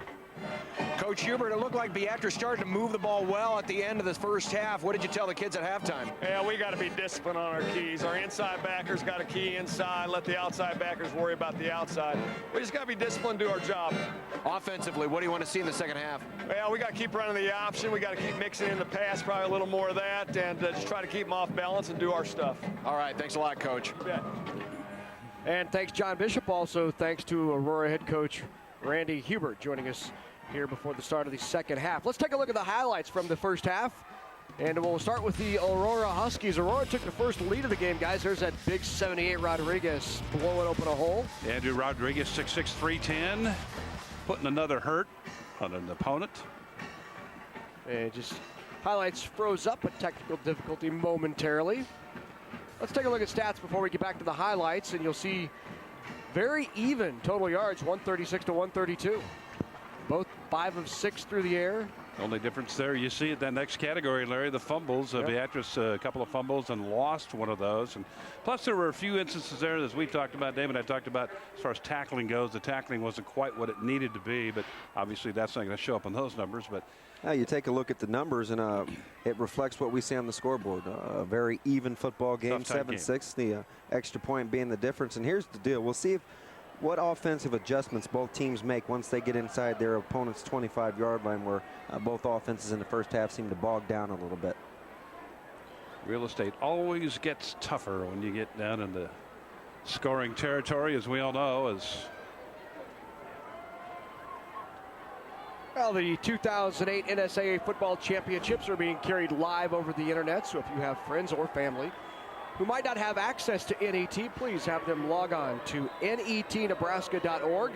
Click the live webcast tab to enjoy the football championships right on their computer. NET is Nebraska's home for sports. We've had a couple of people from different parts of the country and overseas watching us online. We promised to limit the stoppages. As we heard from Wales last night. That's right. He enjoyed the telecast, but didn't like the stoppages. Oh, we understand that. Love it. So it'll be the Orangemen kicking deep to the Huskies, back deep for Aurora. And it bounces off the front of the jersey, picked back up by Labita. He falls on it at about the 15. So a mishandled kick, and Aurora will take over back on it.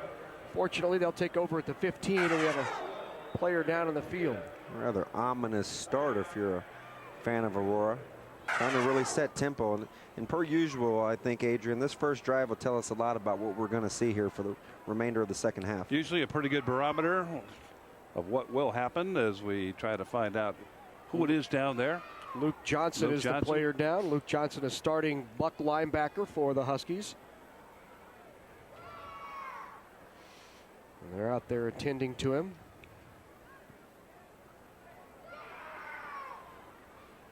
Seen both nights tonight. First injury we've really seen here. You know, Veers got banged up a little bit last night, came right back into the game after suffering a pretty good crackback block.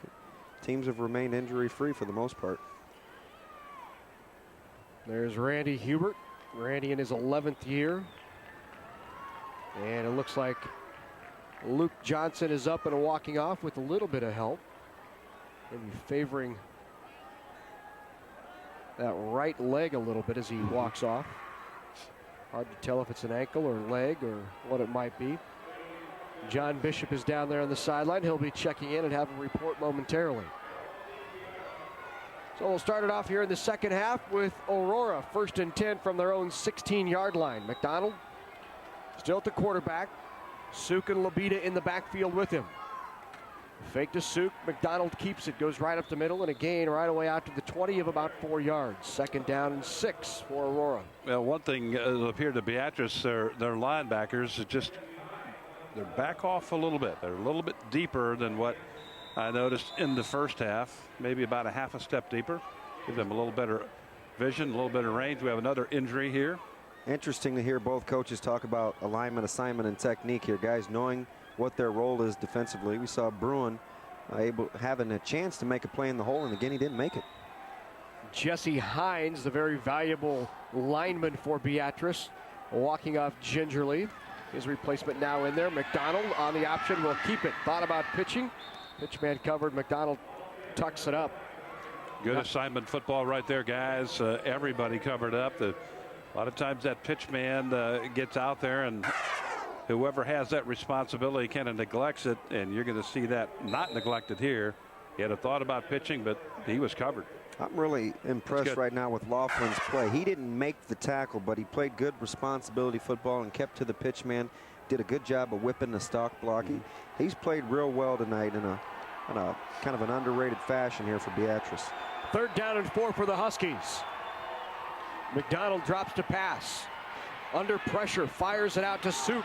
Suk breaks the tackle at the 20, gets it up for the 1st down, and he's off to the races down the sideline. Suk at midfield, inside Beatrice territory. First you have him, and then you don't. And that will be the tail of that play for Beatrice. Had a handful of jersey, not able to hang on to it. I believe it looked like Schlieder out there that had the handful of jersey, but we'll see it here again. I momentarily thought we were going to get a block in the back here. Watch these guys peel back and just pick off black jerseys. And then it's off to the races. But Suk's a tough guy to bring down. He's low to the ground and very powerful. 5'9", 160 junior. There's McDonald getting spun and cracked hard on that option. Gain of about 1. There you see the adjustment. He talked, you know, Coach talked a lot at halftime about playing responsibility and assignment football. You saw the dive back taken away, assignment to the quarterback taken away, and Beatrice seems to have made the first adjustment in the cat and mouse matchup known as the option game.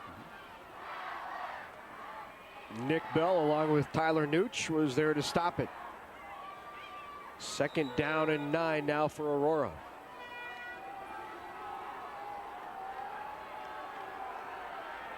Early here in the 3rd quarter of play in this Class B state championship, McDonald sticks it in the belly of, nope, pulls it out of the belly of Sue. And the ball's on the ground, and it's recovered by Aurora. Looks like Labita was out there to pick it up. Exactly, Larry. Very fortunate for Aurora, because that ball did come out of there as McDonald tried to struggle for more yardage. Makes that dive, comes back with a read, and then okay, starting to sound like a broken record here.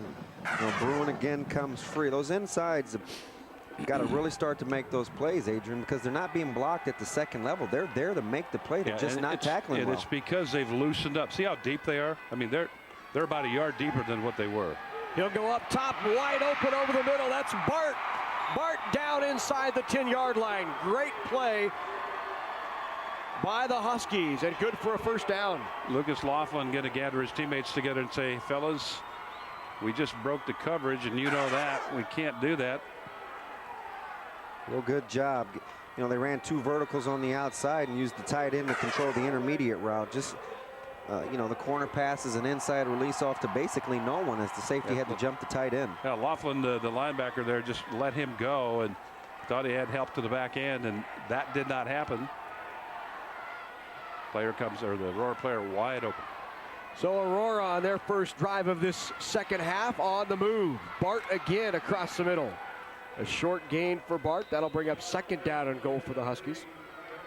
Beatrice looks like they're going to try to bow their neck here a little bit as Aurora comes knocking on the goal line. As we said a moment ago, tough territory right here.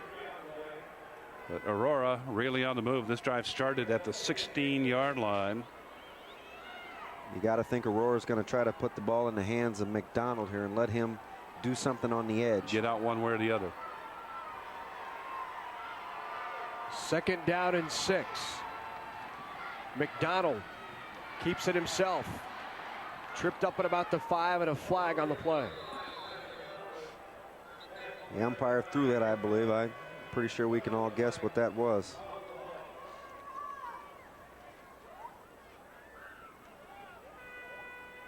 Neutral zone and frag. That's on the defense.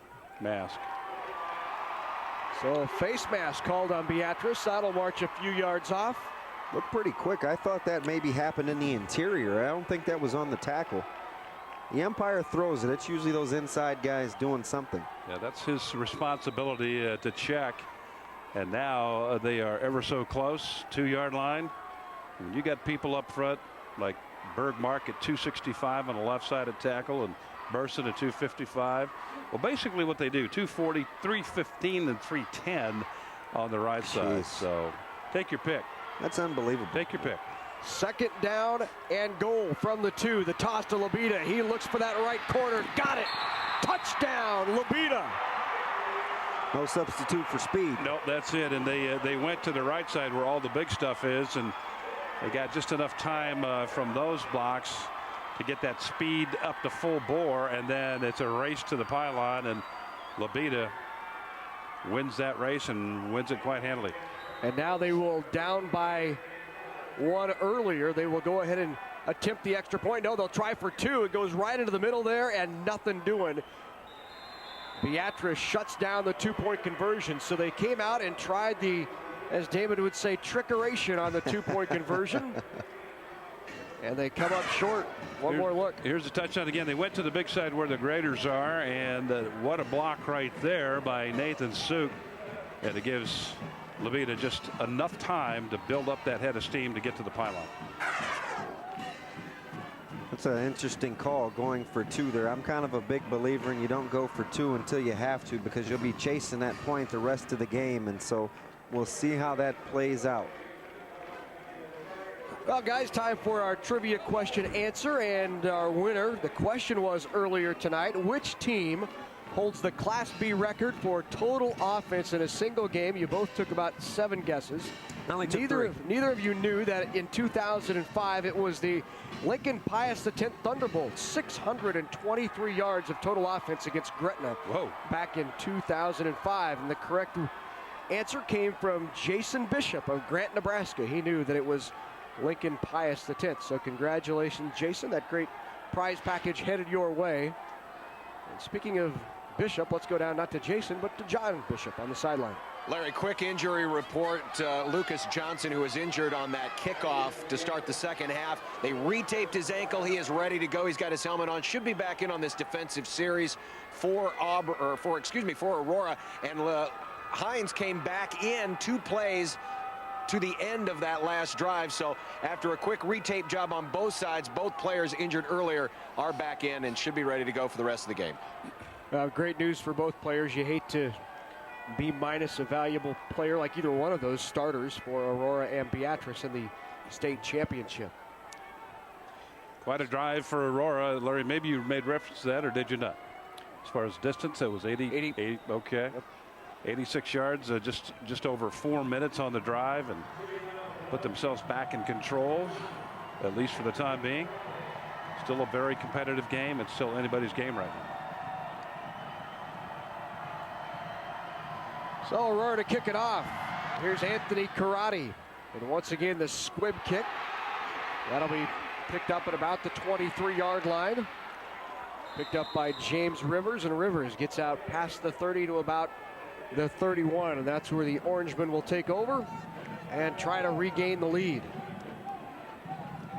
Interesting, Aurora scoring on both first possessions of the half. Something they obviously do right at the beginning of the game, and then they make good adjustments in the, obviously at halftime. We'll see if Beatrice can answer in the similar fashion that they did after countering the first scoring drive in the first half.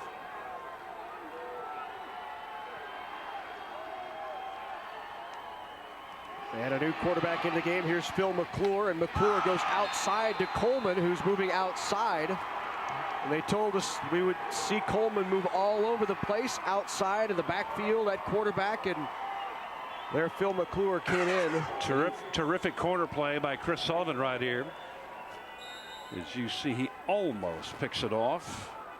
Trying to get that ball to Coleman. Coleman very versatile, as we talked about a couple of times in the first half, and he's a guy that will hurt you all kinds of ways, even as a receiver. And Coleman was open a while there on the hitch. The disruption of the timing came in the drop of the snap. Coleman now in motion. They fake the give to Coleman and hand off in the backfield, and shut down is Bruin. And Aurora defense stepping up right now, and there to lead the charge is Jake Burson. Yeah, that touchdown that their offense just put up on the board, really incentive, spark, call it what you will. Oh, wow. But that is excellent play. Hey, that play was actually made by Rodriguez, who was playing a true nose right there. Blew the center up back into the play. Really freed up the the shade. Well, he's big enough he could blow up anybody. I want to tell you, this kid is big. He's strong. We call that a teacup. Moved up inside. 3rd down and 11. McClure looks downfield and just underthrows the intended receiver. Coleman was out there at about the 40 and couldn't get it. Now that one was easy to see. I know our guys in the truck will have this. You take a look at what Aurora is doing up front with their defensive line. Watch this nose guard play. That's just too easy a penetration. You could have taken a plethora of defensive linemen in the backfield for Aurora. Rodriguez going against Coleman up there. Now Coleman is a mere shadow compared to Rodriguez at 310. He's 224, and he just handled him very easily. Rivers will kick it away for Beatrice. That's Labita chasing it down. Pinned in there on that sideline. Breaks one tackle. Tries to break another, and he's out near the 40-yard line. Nice return by Jerry Labita. So the Aurora will take over at the 40-yard line with a 12-7 lead. Well, we'd like to hear if our high school sports coverage is important to you. Please take a moment and send us a card, letter, or even an email and let us know your feelings about our sports broadcasts. Write us at NET Sports, 1800 North 33rd Street, Lincoln, Nebraska, or you can send us an email at sports@netnebraska.org. Your thoughts are important to us as we plan for the future. Take a few minutes and let us know. And an email here from Alan Lincoln says, you guys are pros. ESPN could learn something from watching you, and the HD picture is fantastic. Thanks for your great coverage of all the sports. That's Al Mychek of Lincoln. Thanks, Al. We certainly appreciate Larry, that email. They must the mail? be talking about you guys. That's Al Mychek, thank you very much. Appreciate it. Keep watching. Keep tuned in. Aurora on top by 5 here in the third quarter. And they give off to Labita. Labita pounds his way to about the 42-yard line. Right now, ever so slightly, there is this feeling. I'm getting this feeling as far as Aurora goes. They're assuming a little bit of control right here. We've seen that in the first drive, and now it's coming back. On the punt, we saw that on the return, and now just a little bit here on offense. Kind of liken it to a boxing match. Aurora just, going to the body right now, trying to wear Beatrice down here with that little dive action before they maybe try to deliver a shot to the head. McDonald to go up top and just can't find Bart, who was open at about the 45. He ran about a 5-yard route, and it was about a 7-yard pass. There's the big guy, number 78, Andrew Rodriguez. Let's take a look at how effective he's been throughout the day, blowing open holes for that Aurora offensive line. Pretty good feet by the big fella right there. Make sure he plays hard on every play. You get the sense if he does, he's almost unblockable. Just a junior, still kind of an infant when it comes to football. Came from New York. Early years in New York City. Third down at about 8. And a flag on the play. So that's just the momentum killer. He got a chance to kind of maybe seize temporary control and well, they had done that themselves a little bit. They had done that, and now again a little bit of a quirk. Delay a game on the Huskies. Just back it up 5. Bring up third down and 13 now, as McDonald goes to the sideline and gets the play and brings it back in. 6 minutes left here in this third quarter of play. 12-6 Aurora on top. They've already put 6 on the board here in the third quarter. McDonald rolling to his left and looking downfield. He'll put it up top, looking for Bart, just off of the fingertips of Josh Bart. Coming off that corner route, Bart's got to do just a little bit better job of not flattening out and maybe run more of a true corner route. He comes out of his break here, and he's got to get just a little bit more vertical. McDonald's expecting him to get up the field. He kind of broke it off just a little bit flat and then tried to readjust during the flight of the ball. Well, he had an opportunity right there. Just keep it going, keep the arms back one more step, and then go. But here's Brockmeyer in to punt it away. Brockmeyer also the backup punter, but this time he'll kick it deep. Rivers gives chase, and he will try to pick it up at about the 13. A dangerous pickup for Rivers, but he stopped the roll, and they'll have it there at about the 14-yard line. Well, you're right, Larry. That is extremely dangerous there. Doesn't take much to see that ball skitter away. Are you already using your DTV converter box or a digital television? Remember to run a channel scan to watch all the available digital channels. Some antennas don't always provide a good picture because of placement or installation. Local obstacles may also interfere with reception, or you may need to upgrade to a more suitable antenna. In many cases, a new channel scan will solve your problem. NET is here to help you. Call us at 1-800-698-3426 or visit us online at netnebraska.org/DTV. Coleman back at quarterback, guys. Well, Coleman under center. Coleman will keep, pulls it right back up the middle. A short gain for Justin Coleman, the senior quarterback for the Beatrice Orangemen.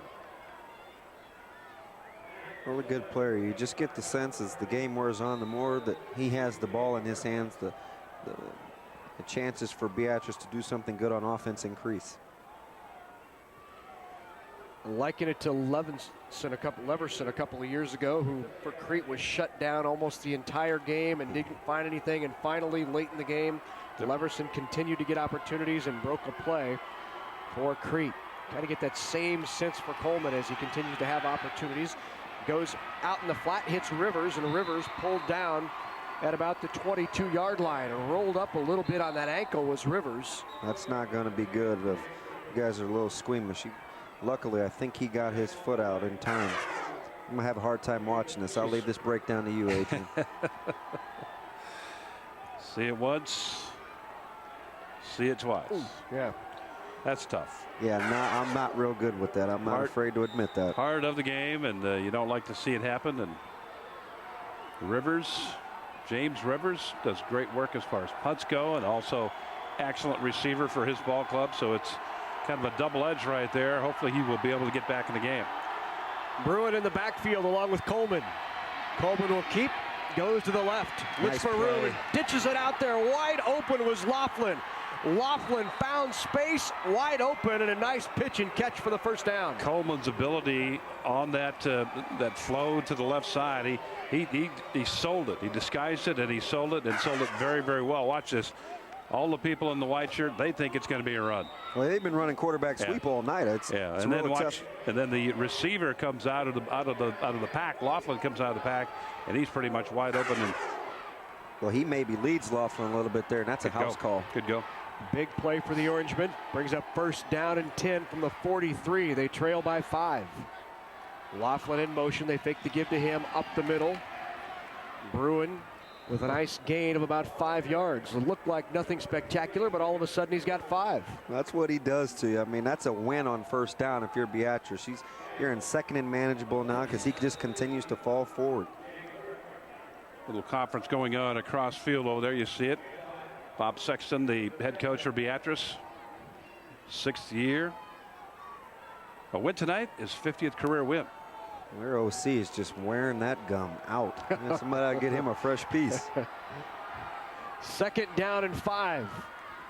Again, the give right up the middle. And again, about 5 more yards. That'll be very near a first down from where they spot it, maybe about a half yard short. Bring up third down and less than 1. Left some yards on the field right here. We take a look. You know, Coleman does a good job at the point of attack handling Rodriguez, and yeah, he just got tripped up, left a couple yards out there on the field. He had a nice little crease right there. And they will measure. Good carry by Grant Bruin, the 6'2", 215-pound senior. Adrian just whispered that he thinks he's got it. Thought he was about a half yard I'm short. checking over there on the sideline right now. He's inches short, maybe a foot. Coach Sexton, he's a fun guy to watch. You know, you spend some time with him. He's a straight shooter. He's awful transparent. You don't never leave a conversation with him wondering what he's thinking. You know right where you stand. So an important third down and short for the Orangemen. Trailing by 5, 3:23 left in the third. Coleman under center. Eye behind him, ball on the ground. They'll dive on it and recover it. Tyler Nooch was there to get back on the fumble, but they will lose about 4 yards. And now what do you do on fourth down? I think you got to kick it here. I would think so, but they're going to talk it over. Coleman here just trying to, he's picking out that spot. He has to have that ball with him, and he's trying to look for that spot to make sure he gets it. And it looks like the kicking team indeed coming in. Well, if I'm Beatrice, you saw the guys queued that up in the truck. Rodriguez is just wreaking havoc in there, in either A gap, whatever way he wants to play. He makes penetration, whether it's to his left or to his right. That size of his, just, I mean, you can't handle it at the high school level. It's almost impossible. One good thing about this play, guys, is that James Rivers is back in the game. He's back to punt. Delay of game called on Beatrice, so that'll back them up 5 more yards, bring up fourth down and 10. Aurora will switch out personnel, and Labita goes back deep. Good to see him back in the game. Good call right there, Adrian. It's a big turn right now, guys. They had it so close in terms of a first down, and Rivers kicks it away, and a great punt by Rivers. Labita will take it about the 11 and immediately buried and dropped. Great coverage by Beatrice. Ethan Schlueter right there to shut it down. Well, tonight at 11 on NET television, the band Gnarls Barkley brings its eclectic hip-hop and R&B sound to Austin City Limits. Thievery Corporation follows with a world beat feel from its newest album, Austin City Limits, showcasing the best original music and beyond. You can find a home on the Austin City Limits stage and on NET1 and NET HD tonight at 11 Central. I would strike up a chord and sing that for you, but yeah. Knowing you guys, you'll save it and use it against me at some later date. Thievery Corporation or Gnarls Barkley? Gnarls Barkley. Oh, okay. Jeez. McDonald back in there on the keeper, goes right up the middle, and a nice gain on first down for the Huskies. McDonald solid all game. Yeah, I'm really impressed with his leadership and his poise. He knows exactly what he wants to accomplish out there, and he talked about it in the opening. He's well versed and understands this offense to the fullest, and you're seeing it acted out here tonight on the football field. Been wearing out a path to the sideline back and forth as well. Goes to the sideline frequently and gets the play himself. 2nd down and 5. The toss. Labita tripped up out near the 20. That'll bring up a 3rd down and short. 3rd and a long one right here, Adrian, or short one? Oh, it's about 1.5 yards. A little less than 1.5 yards. Your eyes much better than mine. I got to think, though, the way they're moving the football, this should be going behind what Big they Rodriguez. Take. Well, they've got good choices to make here either way, but when you've got 315 and 310 on the right side. Suk and Labita in the backfield. They'll go up top over the middle, wide open, and a great grab by Bart. It's a great play call. You bet. Everybody expecting what we were talking about, and do the play fake, the play action fake, come up and throw, and bingo, you're up there midfield. Look at that play action. Those backers suck up, and that safety, he takes a couple steps forward on that run read, and that vertical's it's right on top of you. You can't be peeking up back in that backfield, and that's what happens sometimes. Defensive backs peeking, thinking, well, it's not going to happen, and all of a sudden the guy's streaking right by you. 1st down and 10 at the 45 for Aurora. McDonald keeps it himself. He's got room again. McDonald rumbles inside Beatrice territory as the clock ticks near the end of this 3rd quarter. Another gain of about 12 for McDonald. It's just assignment football.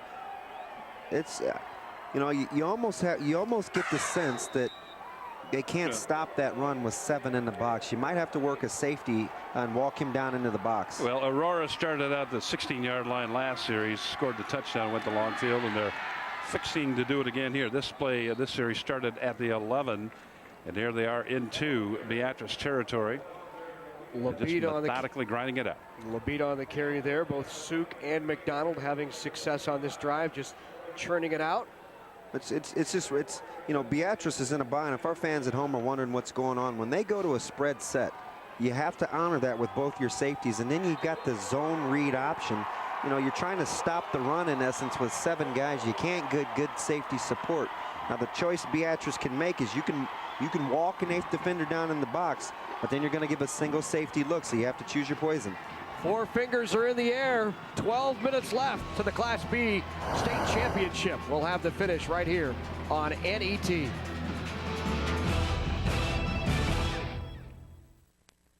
Programming provided by Nebraska Public Power District. My job with Nebraska Public Power District takes me to new heights, offers me challenging experiences. Like me, the utility cares about Nebraska. I go home at night knowing that what I do makes a difference. To put it simply, I am where I want to be. Nebraska Public Power District, always there when you need us. Together with your local public power utility. Programming made possible by Time Warner Cable, supporting local performing arts and arts education with projects like Adventure Lead and our annual Arts Immersion Project. Time Warner Cable, the power of you.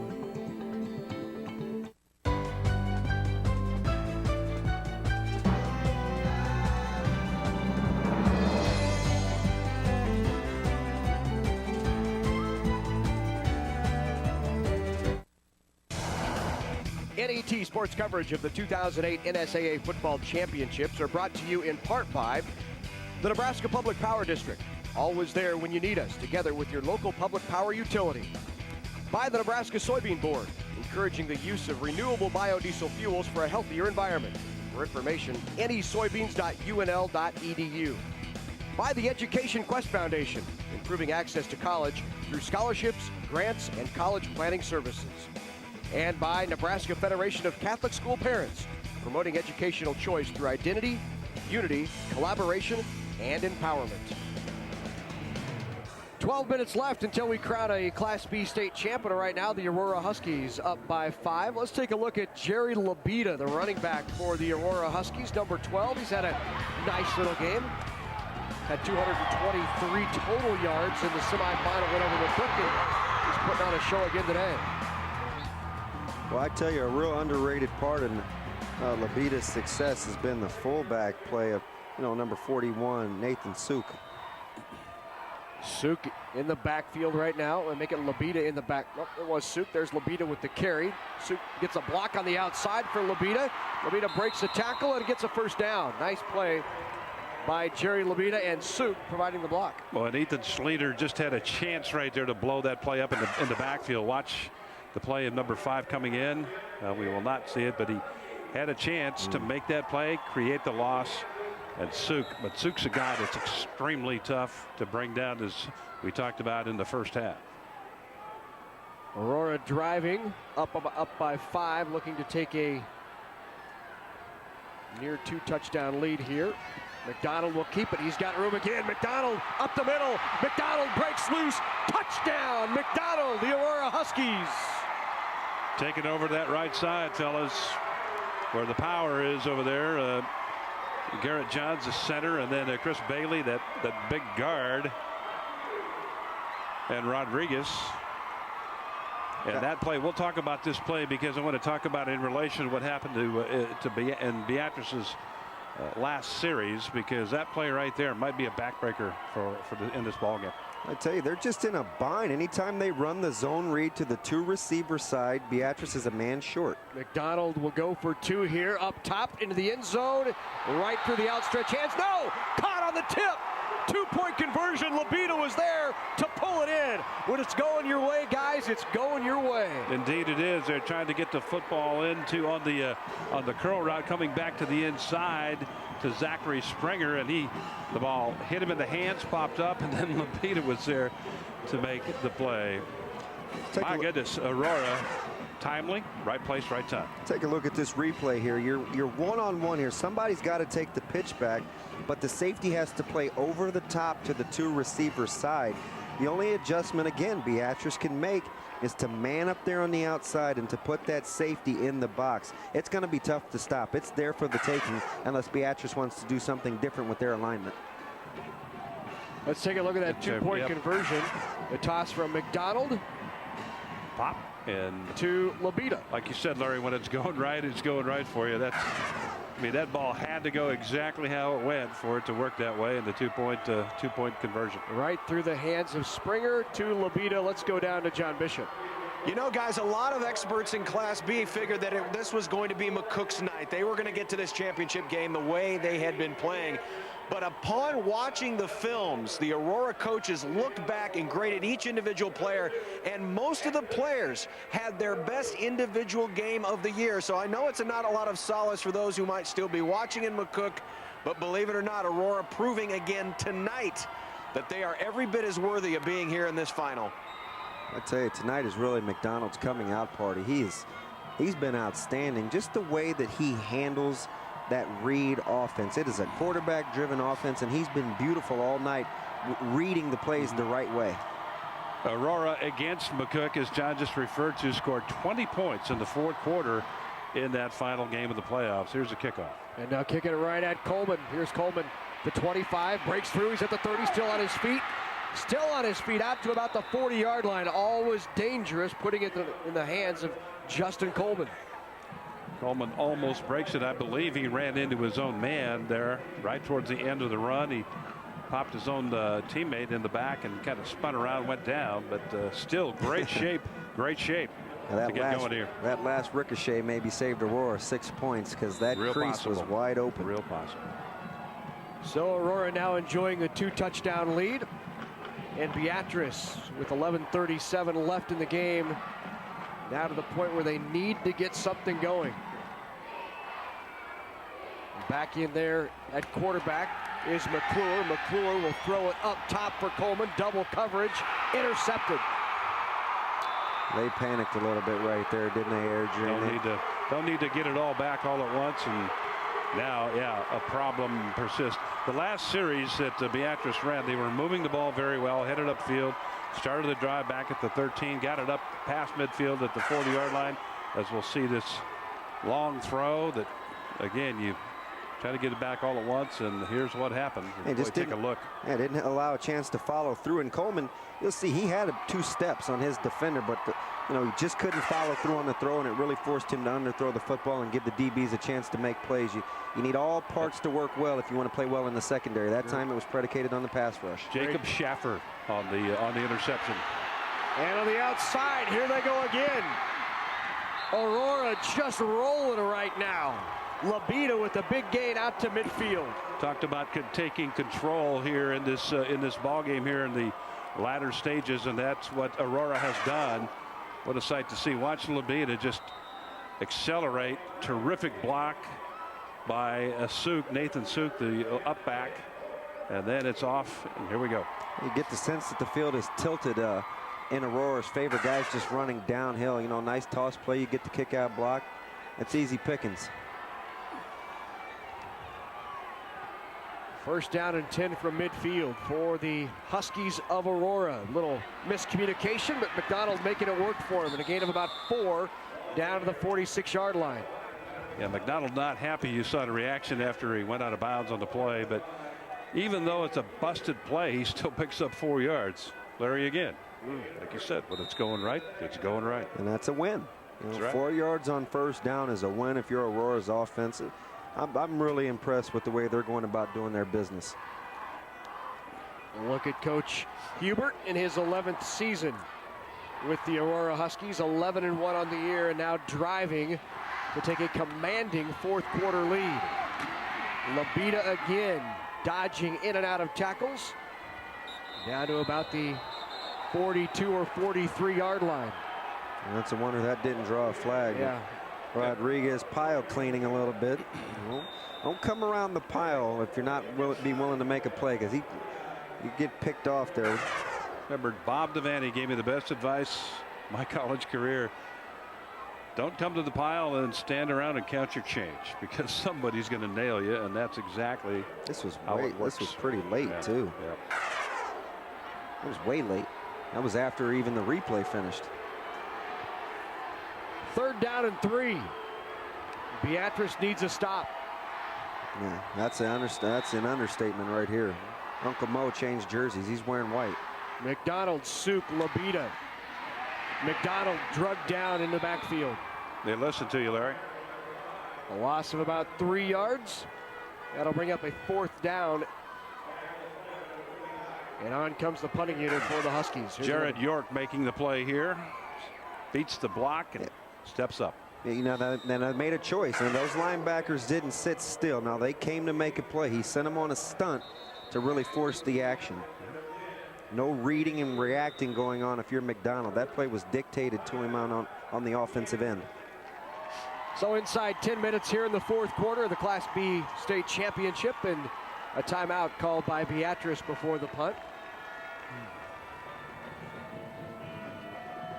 Well, if you'd like a DVD of this game or any of the NSAA football or volleyball championship games, log on to netnebraska.org and click on Shop NET, or you can give us a call, 1-800-868-1868 to order your DVD copy. It's a memory that will last for years to come. NET is Nebraska's home for sports. Some Aurora fans there. A lot of face paint there, that first youngster. Well traveled both these schools are. There's a lot of people here tonight. He emptied both towns. There's a look at Tyler McDonald, quarterback for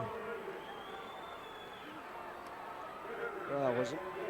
Labita. It was Labita, sure. Yeah. Jerry Labita. And now the kicked, handled, and dropped. He's been playing with fire all night. And let's see who comes up with it. They're digging at the bottom of that pile, trying to get that one out. Mishandled there by Rivers.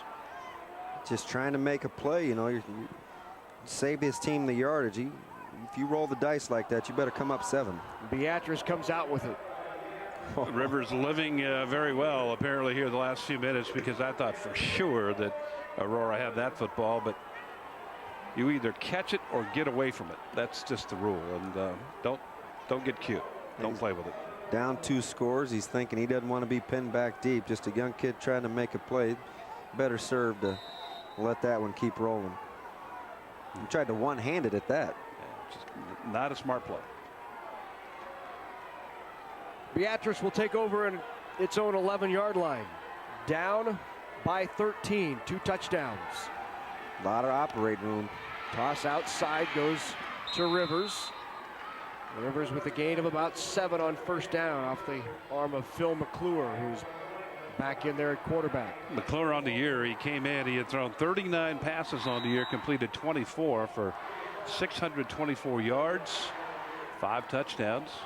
24 completions for 624 yards? Yeah, exactly. And no interceptions, but he did have the big interception here earlier in the ballgame.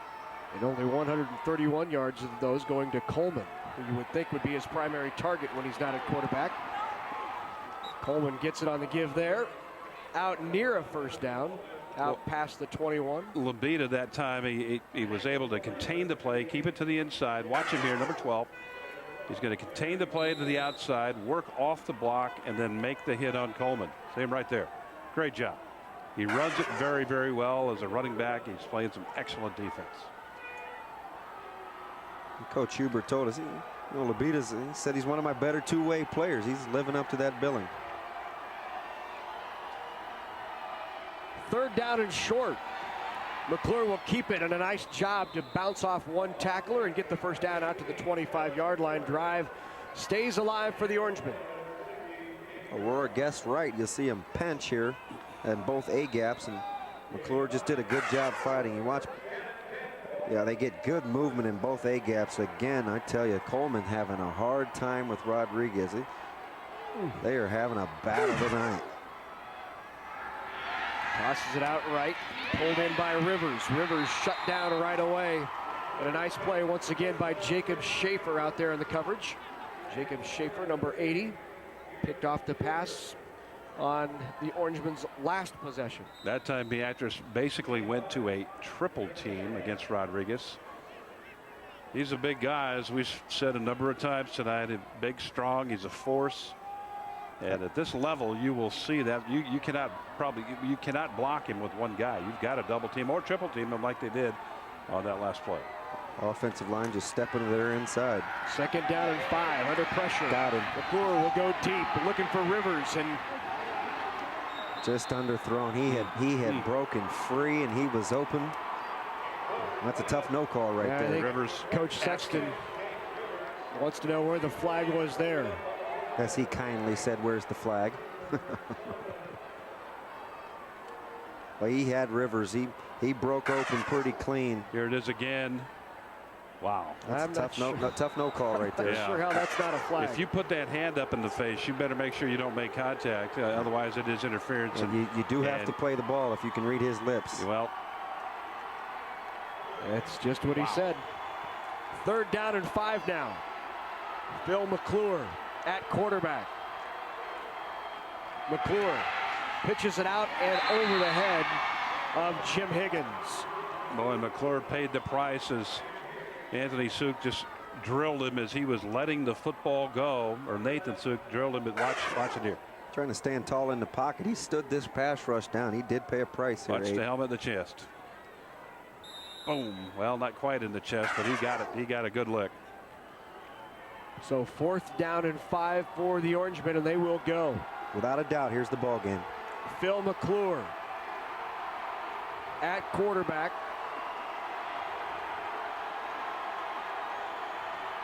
Bruin in the backfield beside him. He'll roll to his right, look downfield. McClure throws it across his body, finds Coleman, who dives to make a grab out near midfield. Such a great play by McClure. He just moving to his right, waiting for things to clear and for Coleman to get downfield, and then he delivers the pass. I mean, it's simply great work. Oh, yeah. He was running a wheel route originally, then he broke it off as he sees his quarterback trying to make a play, and then a dive here back to the middle. Oh, stick him. What a play. Stick him.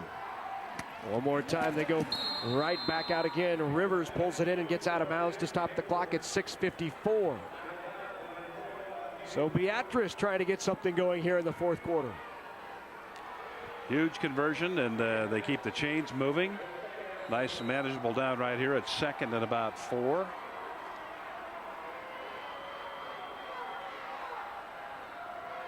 Well, anything can happen here if Beatrice can somehow get a score. Onside kicks, very tough to defend at the high school level. Coaches don't often spend a lot of time working on it. McClure rolling to his left. Finds Coleman out there.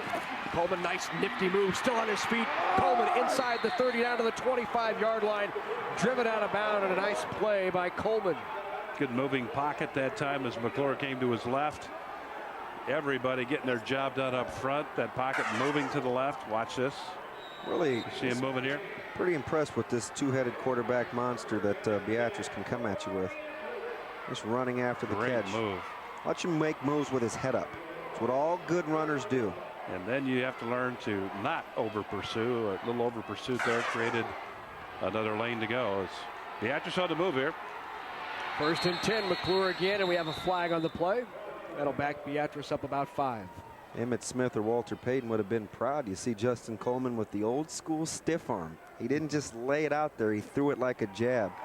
You young guys at home that like to use the stiff arm, don't give your opponent a chance to use your arm as an aid in tackling. You get it out there and you snap it like a jab. So the 5-yard penalty backs him up to the 29-yard line, brings up 1st down and 15 for the Orangemen. There's a look at the Twins split left. Laughlin, Rivers, as well as Coleman out there. Rolling to his right, looking downfield, tosses it. One-handed grab by Coleman. What a grab. Stays on his feet, down inside the 10 to the 6-yard line. What a play, Justin Coleman.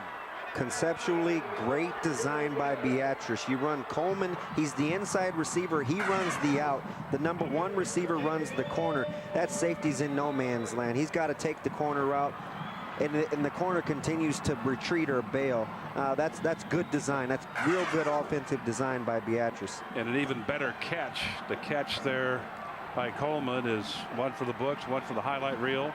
Good thing he's left-handed, huh? Gives his team a great opportunity here.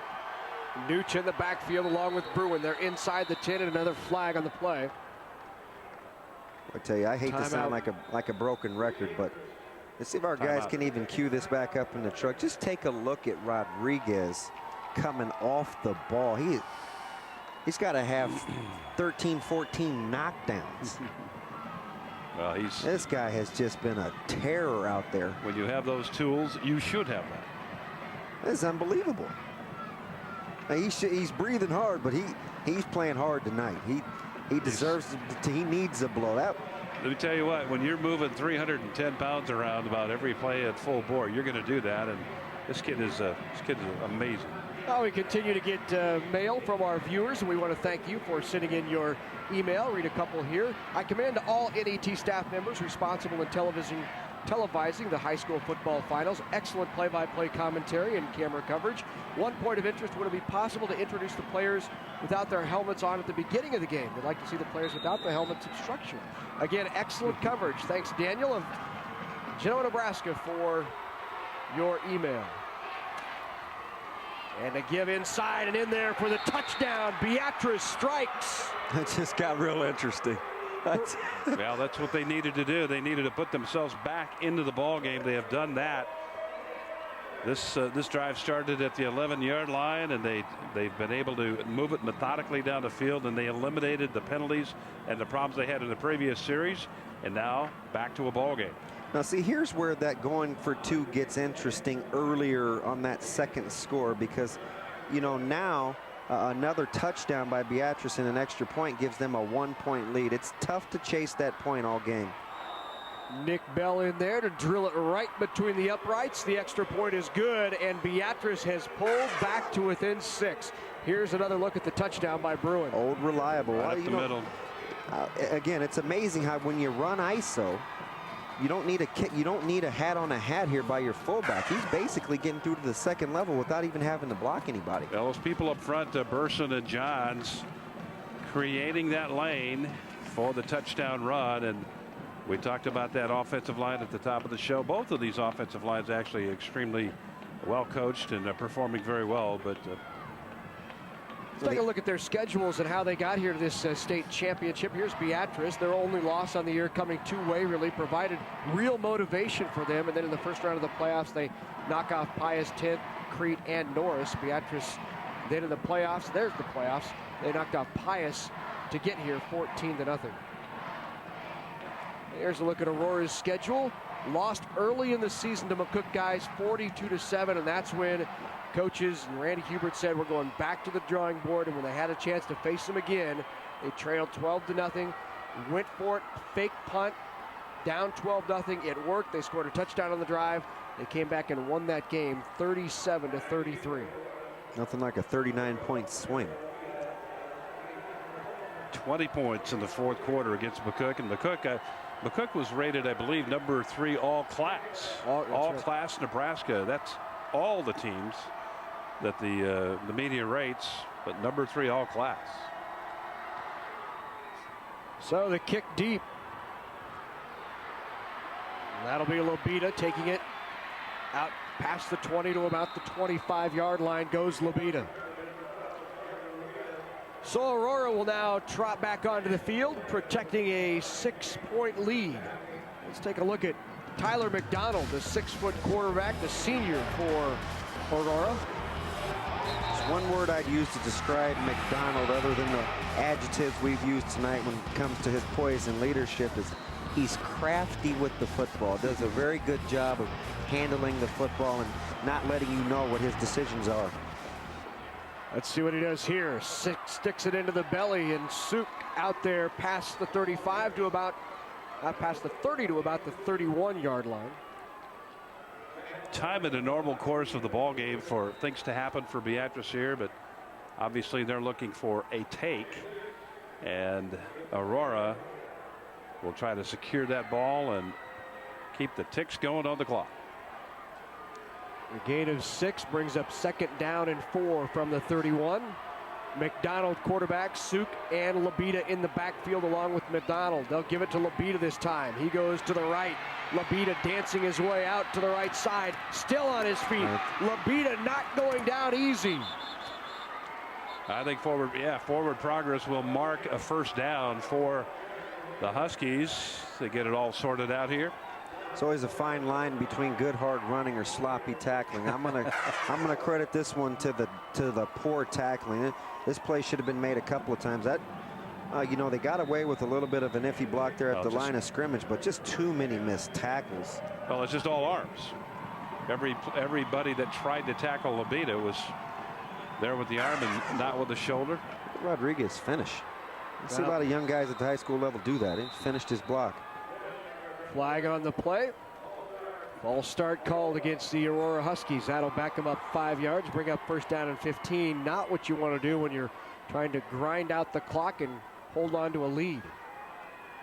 You hear all sorts of things when you ask coaches' opinions around the state about different players. And the one thing that I was continually hearing about Rodriguez, is we go back to him a little bit, is if he plays hard, he's as dominant a player as there is in the state. And we've seen tonight, he's played hard both ways on almost every single play. You bet. He's stepped up again, just a junior and learning the ropes out here in the Midwest, and played big today. Lobita takes the pitch from the top of the eye, barrels out to about the 34-yard line, give him a 35, and a gain of about 3 yards brings up 2nd down and 12. Clock continues to tick, now inside 5 minutes. Just mayhem on this play, trying to make yardage. Great good pursuit right there. Suk. So Jesse Hines back in the ball game. He's in on that tackle right there. Short gain.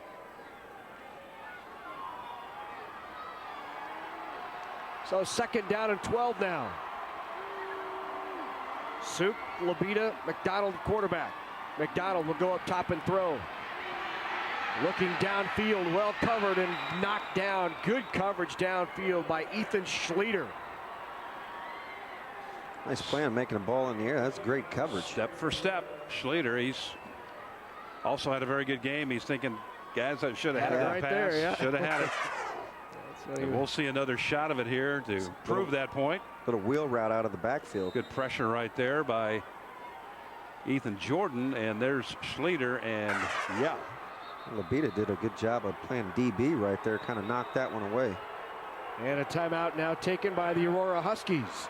Head coach Randy Hubert to talk things over. Impressed with what Hubert has done at Aurora, guys. And he took over just about 11 years ago. They've only missed the playoffs 1 year since he's taken over. In the last 5 years, Aurora has been the district champs. And you add to that their JV teams, and I know this goes back to a program-wide kind of thing that Hubert has set up, but their JV team has not lost a game since 2003.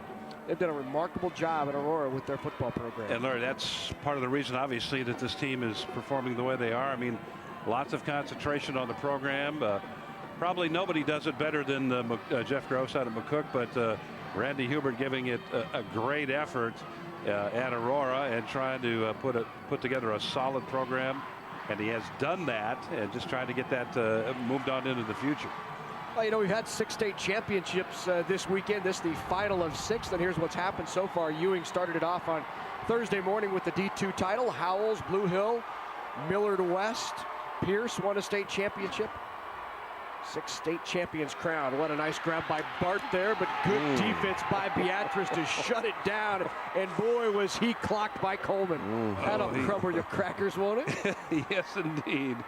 He got it right in the chin, but he hung on to the ball, and that's the most important thing. That is the most important thing for Aurora right now, is securing the football. And watch this.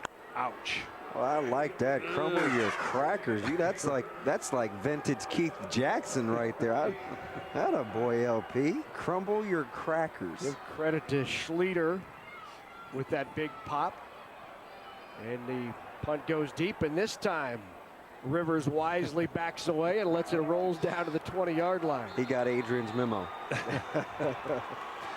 So 3:34 left to see what Beatrice can do with it. Let's go down to the sideline to John Bishop.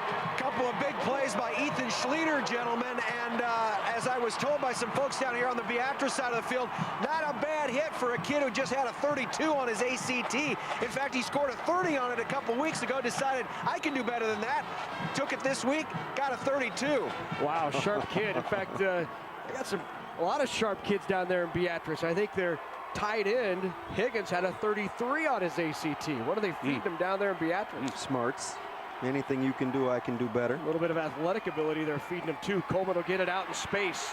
Coleman, stiff arms, keeps it alive, gets to the sideline, and a gain of 12 yards. It's going to be an interesting finish here with 3:26 left in the Class B title game. You talk about a go-to guy. That go-to guy you just saw is number 1, McClure, a rope over there, and now Coleman makes him miss, and not only that, he gets the first down and gets out of bounds to stop the clock. So if you're Aurora right now, you better account twice for Justin Coleman. Yeah, a little Louisiana Bayou right there out there in space, just doing his business. The game changed as soon as he went to wideout. McClure at quarterback to give right up the middle, and a big gain of 9, and Beatrice rolling now. Bruin with the pickup. Took me a second to see why that play is so successful. Those inside linebackers are widening with that jet motion. They're working their way out of there to respect the sweep, and it's opening up the gap for the ISO. But it also, you know, talk about Burson, Johnson, and Bailey up front, right up over those guys. It's really why it worked. You don't have to block anybody when those linebackers run out of there like that. 2nd down and 1. They'll give it up the middle to Bruin again. Bruin stacked up at about the 42-yard line. Looks like it's just going to be enough for a first down. They'll probably look it over and decide to measure. And they will. So on 2nd and short, the timeout. I guess right at the nose. Wow. That ball is right at the sticks.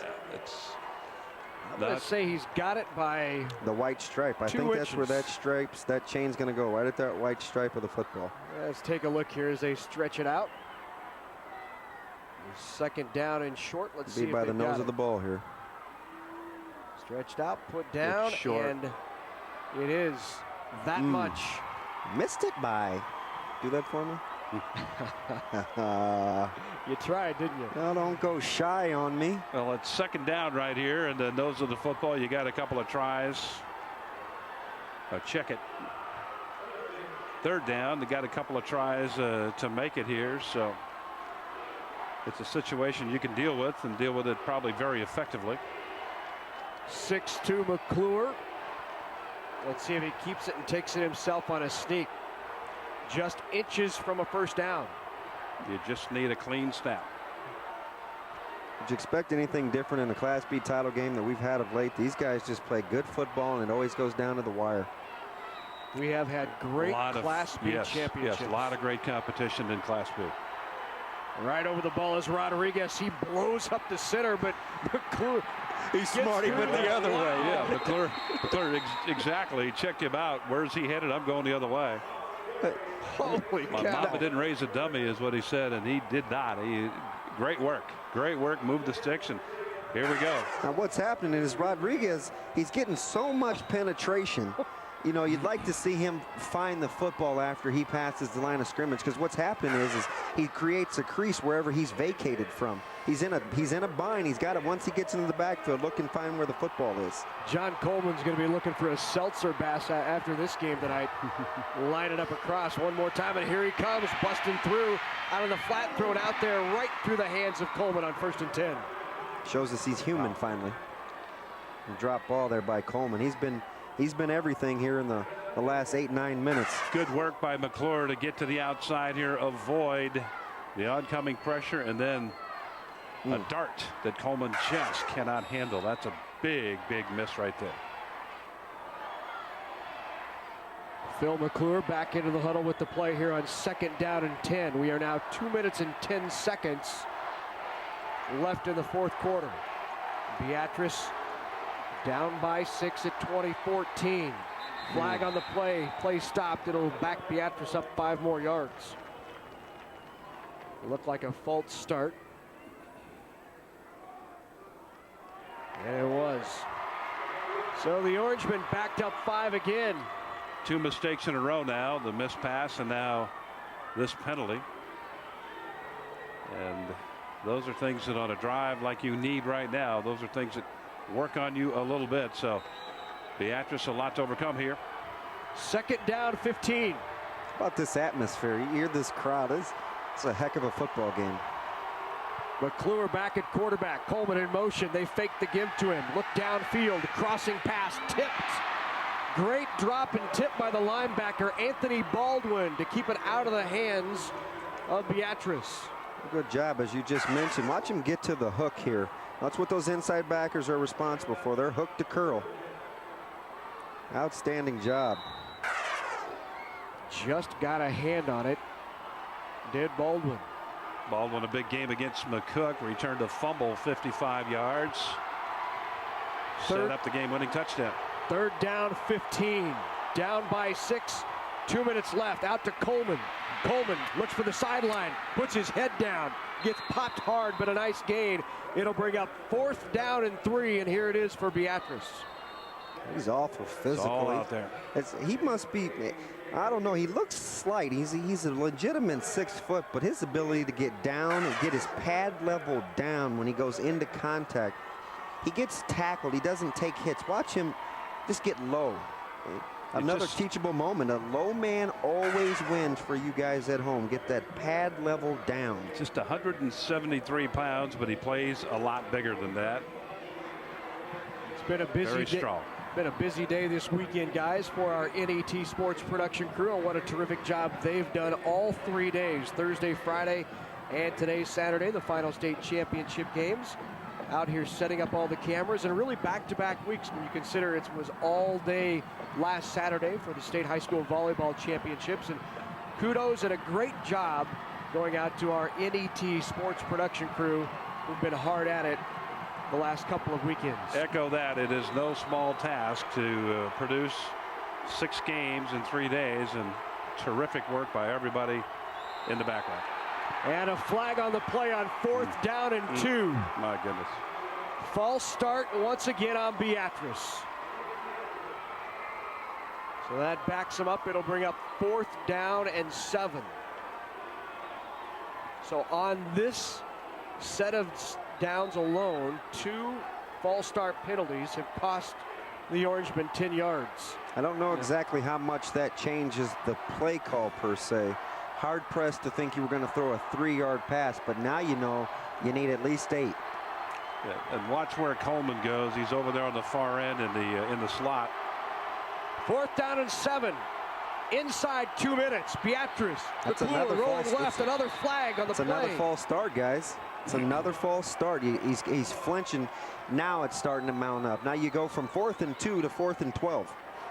And it's on the wide receivers. There's no reason for them to jump. You look in at the ball, and you don't leave until you see it snapped. 3 false starts in this 4-down series. It was actually on our man that caught the ball. That was on Reitzman. Just flinching there a little bit. And that did take away a 1st down. We know that was going to be a 1st down. Well, they really have, again, penalties have been the problem here in the second half for this group. And here it is. Game on the line for the Orangemen. 4th down and 12. Aurora's going to turn the big guy loose. Looking downfield, they'll look for Coleman. Tries to go up and get it.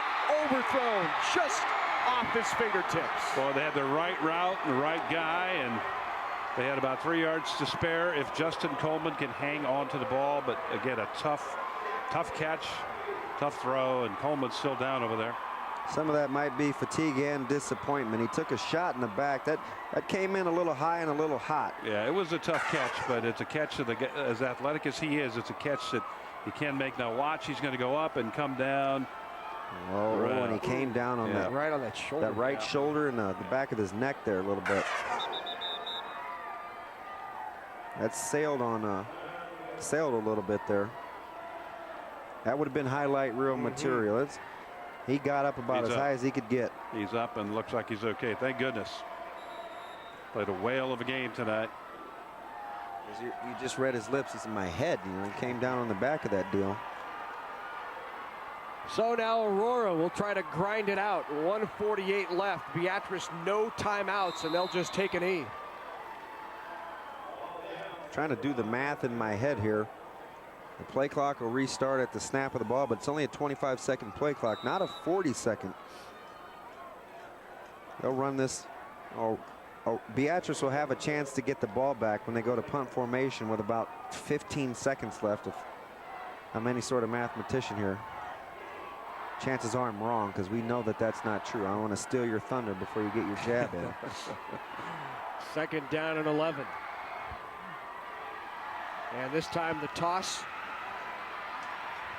And Labita dropped at about the 48-yard line. So with 1:05, clock still ticking inside a minute.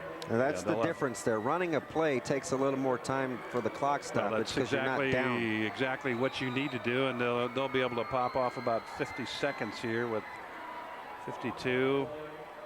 Probably won't get it back. They won't. I don't think they will get it back. It'll be 4th down and over. About 5 seconds to go here. Down inside 40 seconds now. We see the play clock as well right beside it. And this time it looks like Aurora will take the timeout, and they do. 32 seconds left on the clock. So 3rd down and 12, and Aurora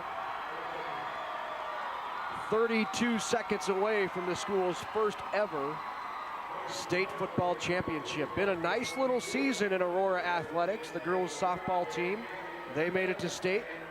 Girls volleyball team, they came down to state. And the boys football team here in the state championship, and just 32 seconds away from taking home the big trophy. 3 times a runner-up, the Aurora Huskies. This time they get the carriage ride, they get the trophy. Well played game, tough game. I can't get over how well coached both teams are. The exception of the Beatrice penalties here down the stretch, which can be a testament to maybe nerves or the heat of the moment. Both teams just executing at a pretty high level. Well, they played their hearts out tonight, obviously, both of these teams, and it's always difficult. One team will win and one team will lose. As Aurora now back in the eye, and McDonald. Oh, wow, he's got to better get down. Keep and stand and just kind of grind away and grind that play clock down, and it is inside 24, 23, and that'll do it. The coach gets the bath. He's envisioning Joe Pisarcik right there. That's, take a knee. Well, you take that chance. When you do that, you take that chance of that ball getting ripped out of there, and did not happen, and this game is now history. So that'll do it. The Aurora Huskies win their first ever state football championship. We spotlighted Tyler McDonald before the game, and he turns out to be the difference. He was outstanding managing this offense tonight. Terrific effort by both of these squads as they line it up. Post-game handshake. The one thing we know is we can always count on Class B to wrap up a state championship weekend in great fashion. Another terrific Class B state title, and it goes to the Aurora Huskies. They knock off Beatrice, the final 20-14. When we come back, we'll have the trophy and medal presentations from Memorial Stadium.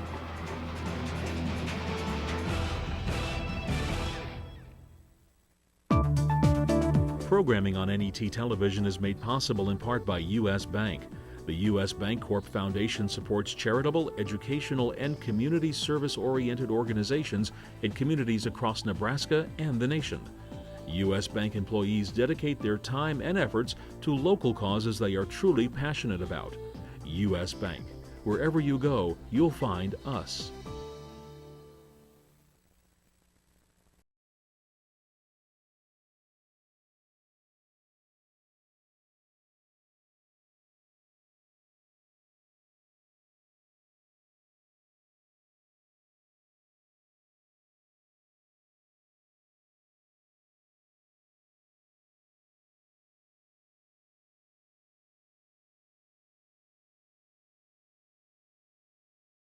Biodiesel.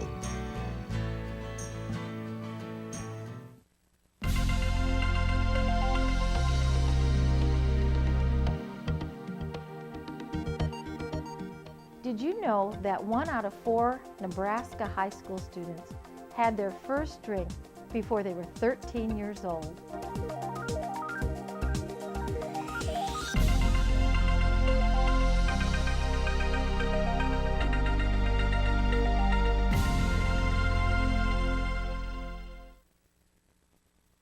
Hi, Kevin Kugler along with Adrian Fiala inviting you to join us for Big Red Wrap-Up. Kevin will replay our interview with Eric Crouch along with Sean Callahan on recruiting. Join us next Tuesday on NET1 and NET HD for the next Big Red Wrap-Up.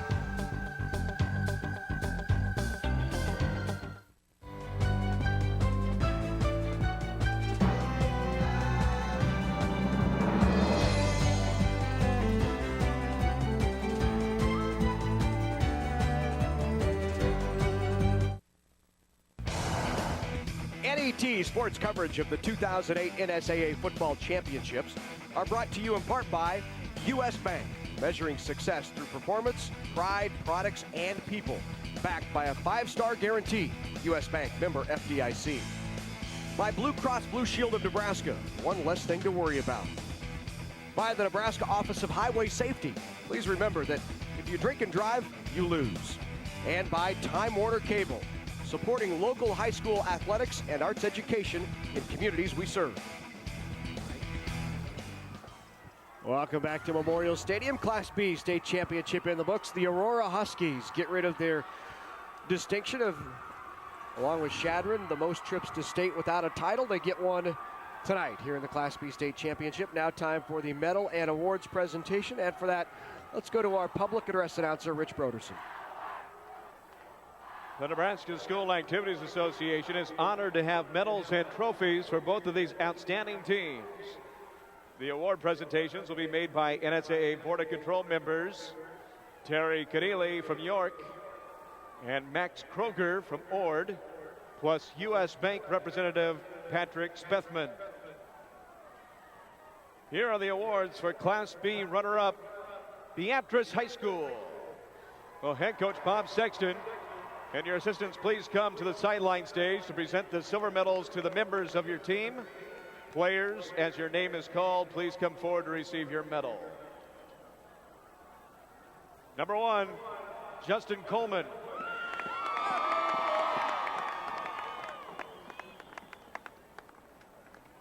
Number 2, Jerry Roundon. Number 4, Ted Fisher.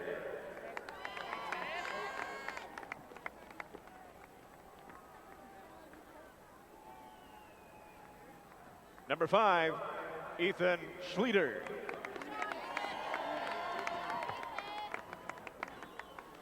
Number 6, Drake Lawrence Hutchinson.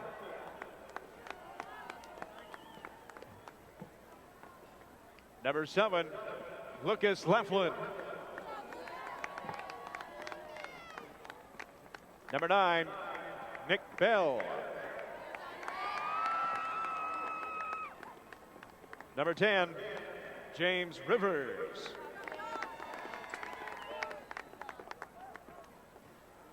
Number 11, Patrick Doyle. Number 12, Daniel Davey.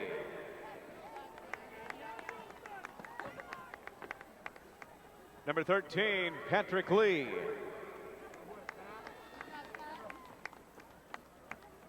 Number 14, John Altman.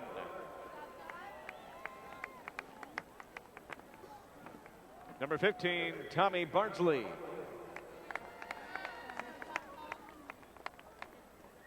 Number 16, Jason Suizo.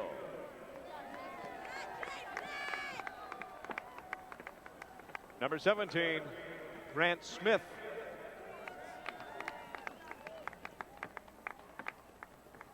Number 18, Philip McClure.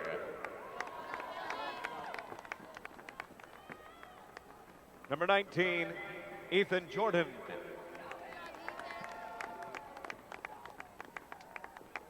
Number 21, Justin Altman.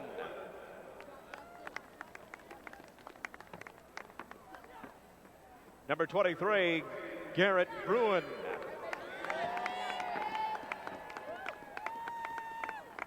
Number 24, Shane Nienaber.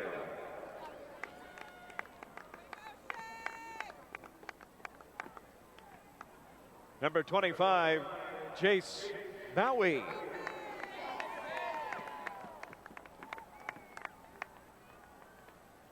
Number 28, Corey Sugden.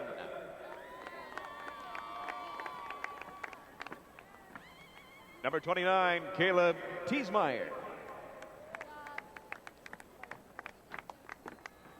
Number 30, Thomas Cowan.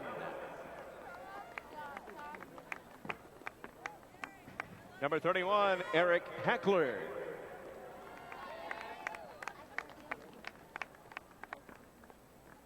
Number 32, Logan Reitzman.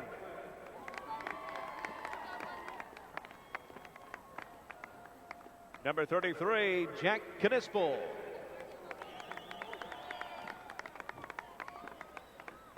Number 34, Hunter Oliver.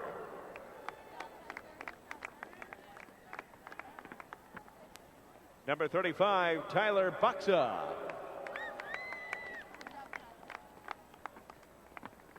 Number 36, Christian Crosby.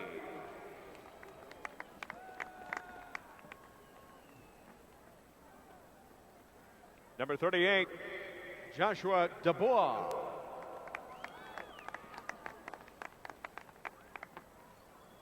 Number 39, Jared York.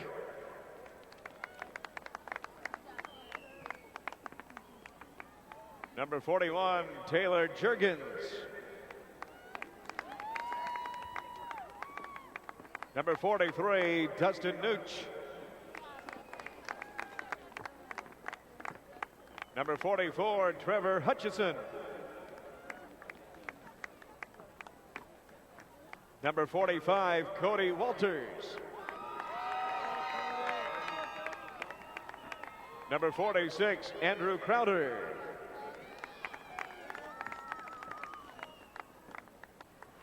Number 47, Tyler Nooch.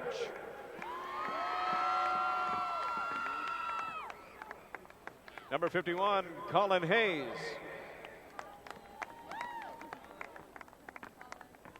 Number 52, Cody Kuhn.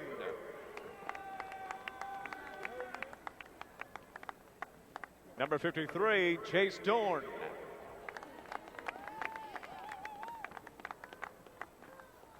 Number 54, Jonathan Coleman.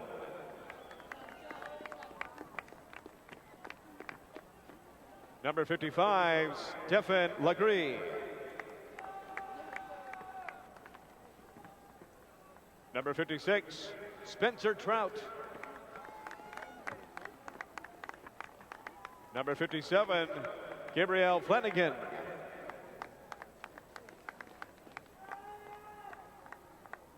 Number 58, Dylan Melcher. Number 59, Keith Hartley.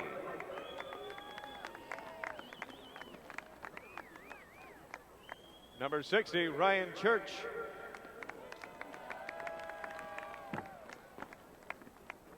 Number 61, Nicholas Christensen.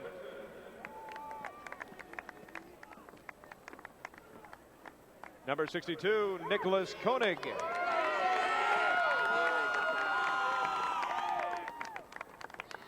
Number 69, Micah Losman.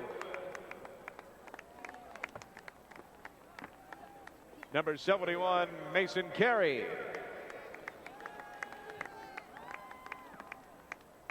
Number 72, Robert Wagger.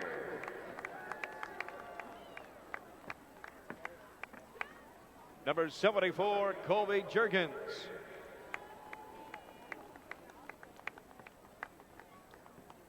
Number 75, Bruce Dunn.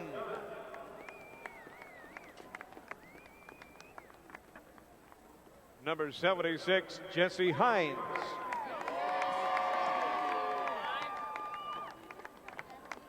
Number 77, Michael Hughes.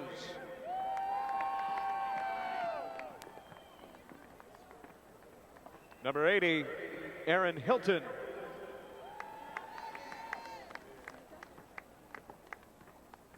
Number 81, Jesse McCall.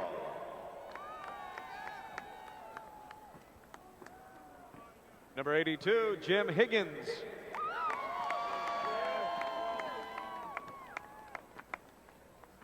Number 83, Derek Klaus.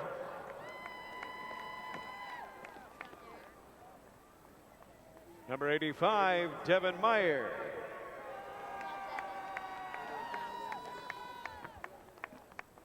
Number 86, Jordan Wallman.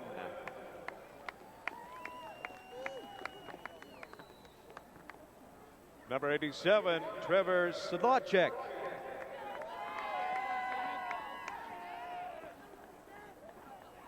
Number 88, Logan Collison.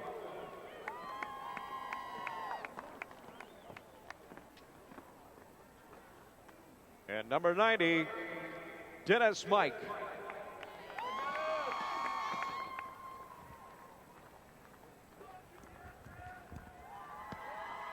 And now, here is the 2008 Class B runner-up trophy.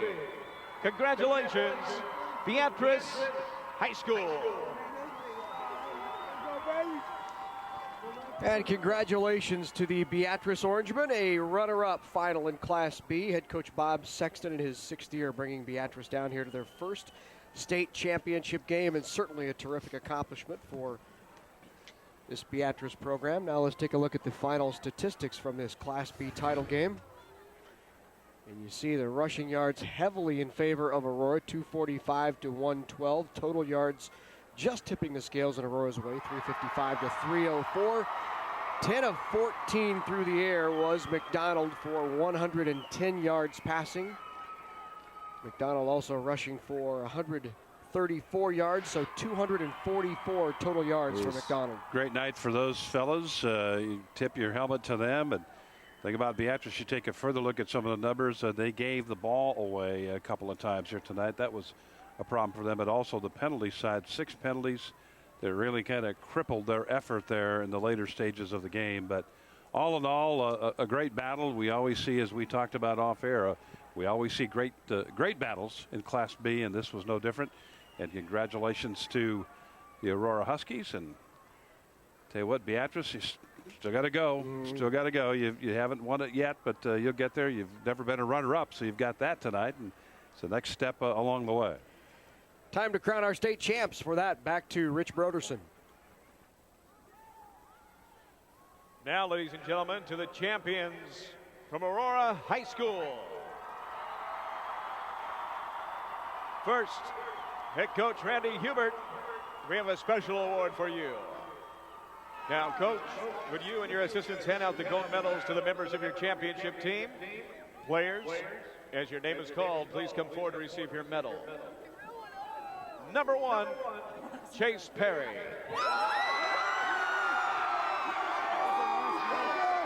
Number 2, Anthony Karate. Number 3, Joshua Bart. Number 4, Austin Smith. Number 5, Tyler McDonald. Number 6, Jonathan Braun. Number 9, Anthony Baldwin. Number 10, Dylan Olson. Number 11, Brian Arndt. Number 12, Jerry Labita. Number 14, Tyson Brutmeyer. Number 15, Joshua Danauer. Number 19, Benjamin Soul. Number 20, Christopher Sullivan. Number 21, Bo Simmons. Number 22, Benjamin Vincent. Number 24, James Van Pelt. Number 25, Matthew Grosshands. Number 27, Andrew Journey. Number 30, Samuel Shaw. Number 31, Bryce Andrews. Number 33, Lucas Johnson. Number 35, Taylor Reichart. Number 36, Zachary Springer. Number 40, Dakota Boyk. Number 41, Nathan Suk. Number 42, Dylan Jensen. Number 45, Kyle McCarthy. Number 50, Jonathan Sims. Number 52, Evan Ziska. Number 53, Blake Headley. Number 54, Skylar Sheeks. Number 58, Jake Person. Number 60, Jamie Bergmark. Number 61, Miles Berthelsen. Number 63, Clinton Epp. Number 64, Bradley Holwheeler. Number 65, Andrew Bergman. Number 67, Daniel Loveland. Number 70, Tanner Morton. Number 71, Max Anderson. Number 73, Garrett Johns. Number 74, Christopher Bailey. Number 76, Zachary Eckert. Number 77, Preston Detter. Number 78, Andrew Rodriguez.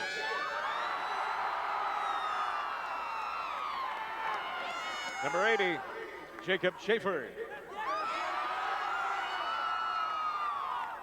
Number 81, Jared Nikevich. Number 82, Kyle Ellers. Number 83, Steven Stuffer. Number 84, Alexander Rubelid. Number 85, Bryce Quinn. Number 86, Jacob Schlenkart. And number 88, Christian Whithelm.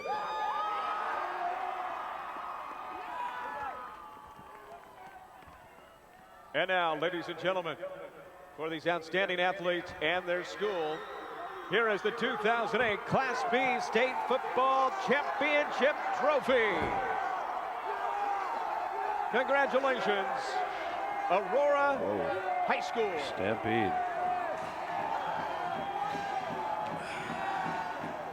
Always exciting to win your first ever state football championship. Congratulations to the Huskies of Aurora, who take home the trophy for the first time in a terrific performance by Tyler McDonald, their senior quarterback. Indeed, Larry, and Randy Hubert, the head coach, we've seen him and talked with him, but also the assistant coaches, Scott Jones, Gordon Wilson, Kyle Peterson, and Nate Larson, all part of that great staff that Randy Hubert has put together. Congratulations to them, and of course, all the supporters, and of course the town of Aurora, wonderful little town out here west of us. Way to go. Nice to see it happen.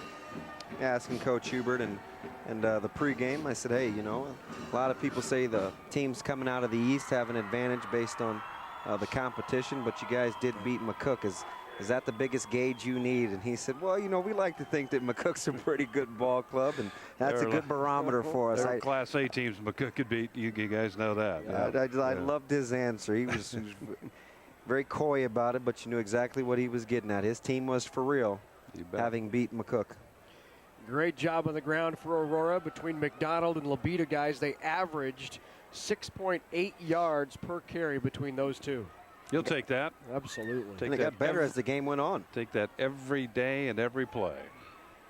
So a terrific finish, 244 total yards for McDonald, and really statistically it was all controlled by Aurora. Let's go down to the field with John Bishop. John.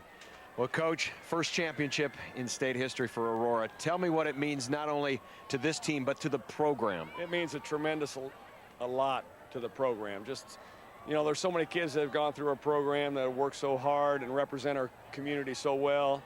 And great coaches, you know, before us with Riley Carter and Jack Gugamas. You know, it's just a big tradition that I'm just happy to be a part of. We got great kids, we got great parents and great support.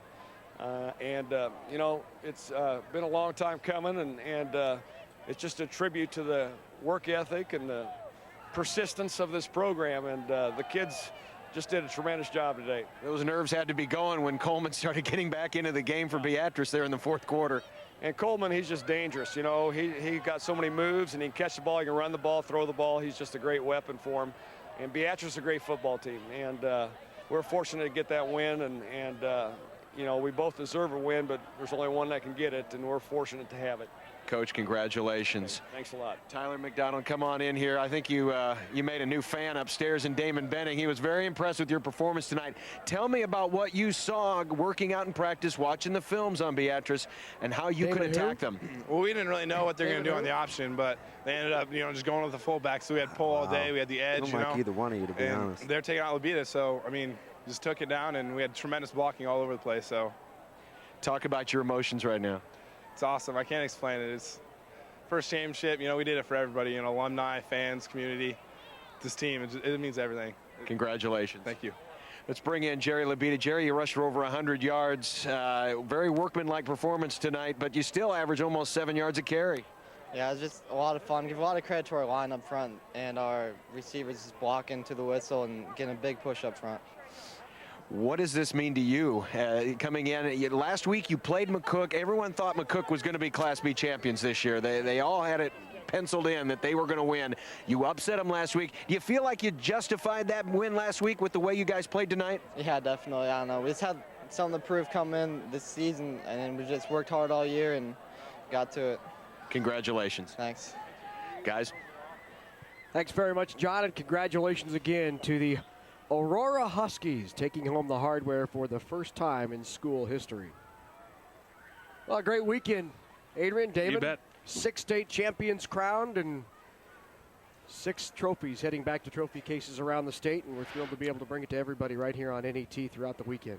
6 teams that win, 6 teams that gain incentive, and a whole bunch more that want to get here. And so you just say congratulations to all the winners, and for all of you that aspire to be champions here next year, get after it in the off season and see what you can do, and we hope that we'll see you here in Memorial Stadium. Once again, a great weekend.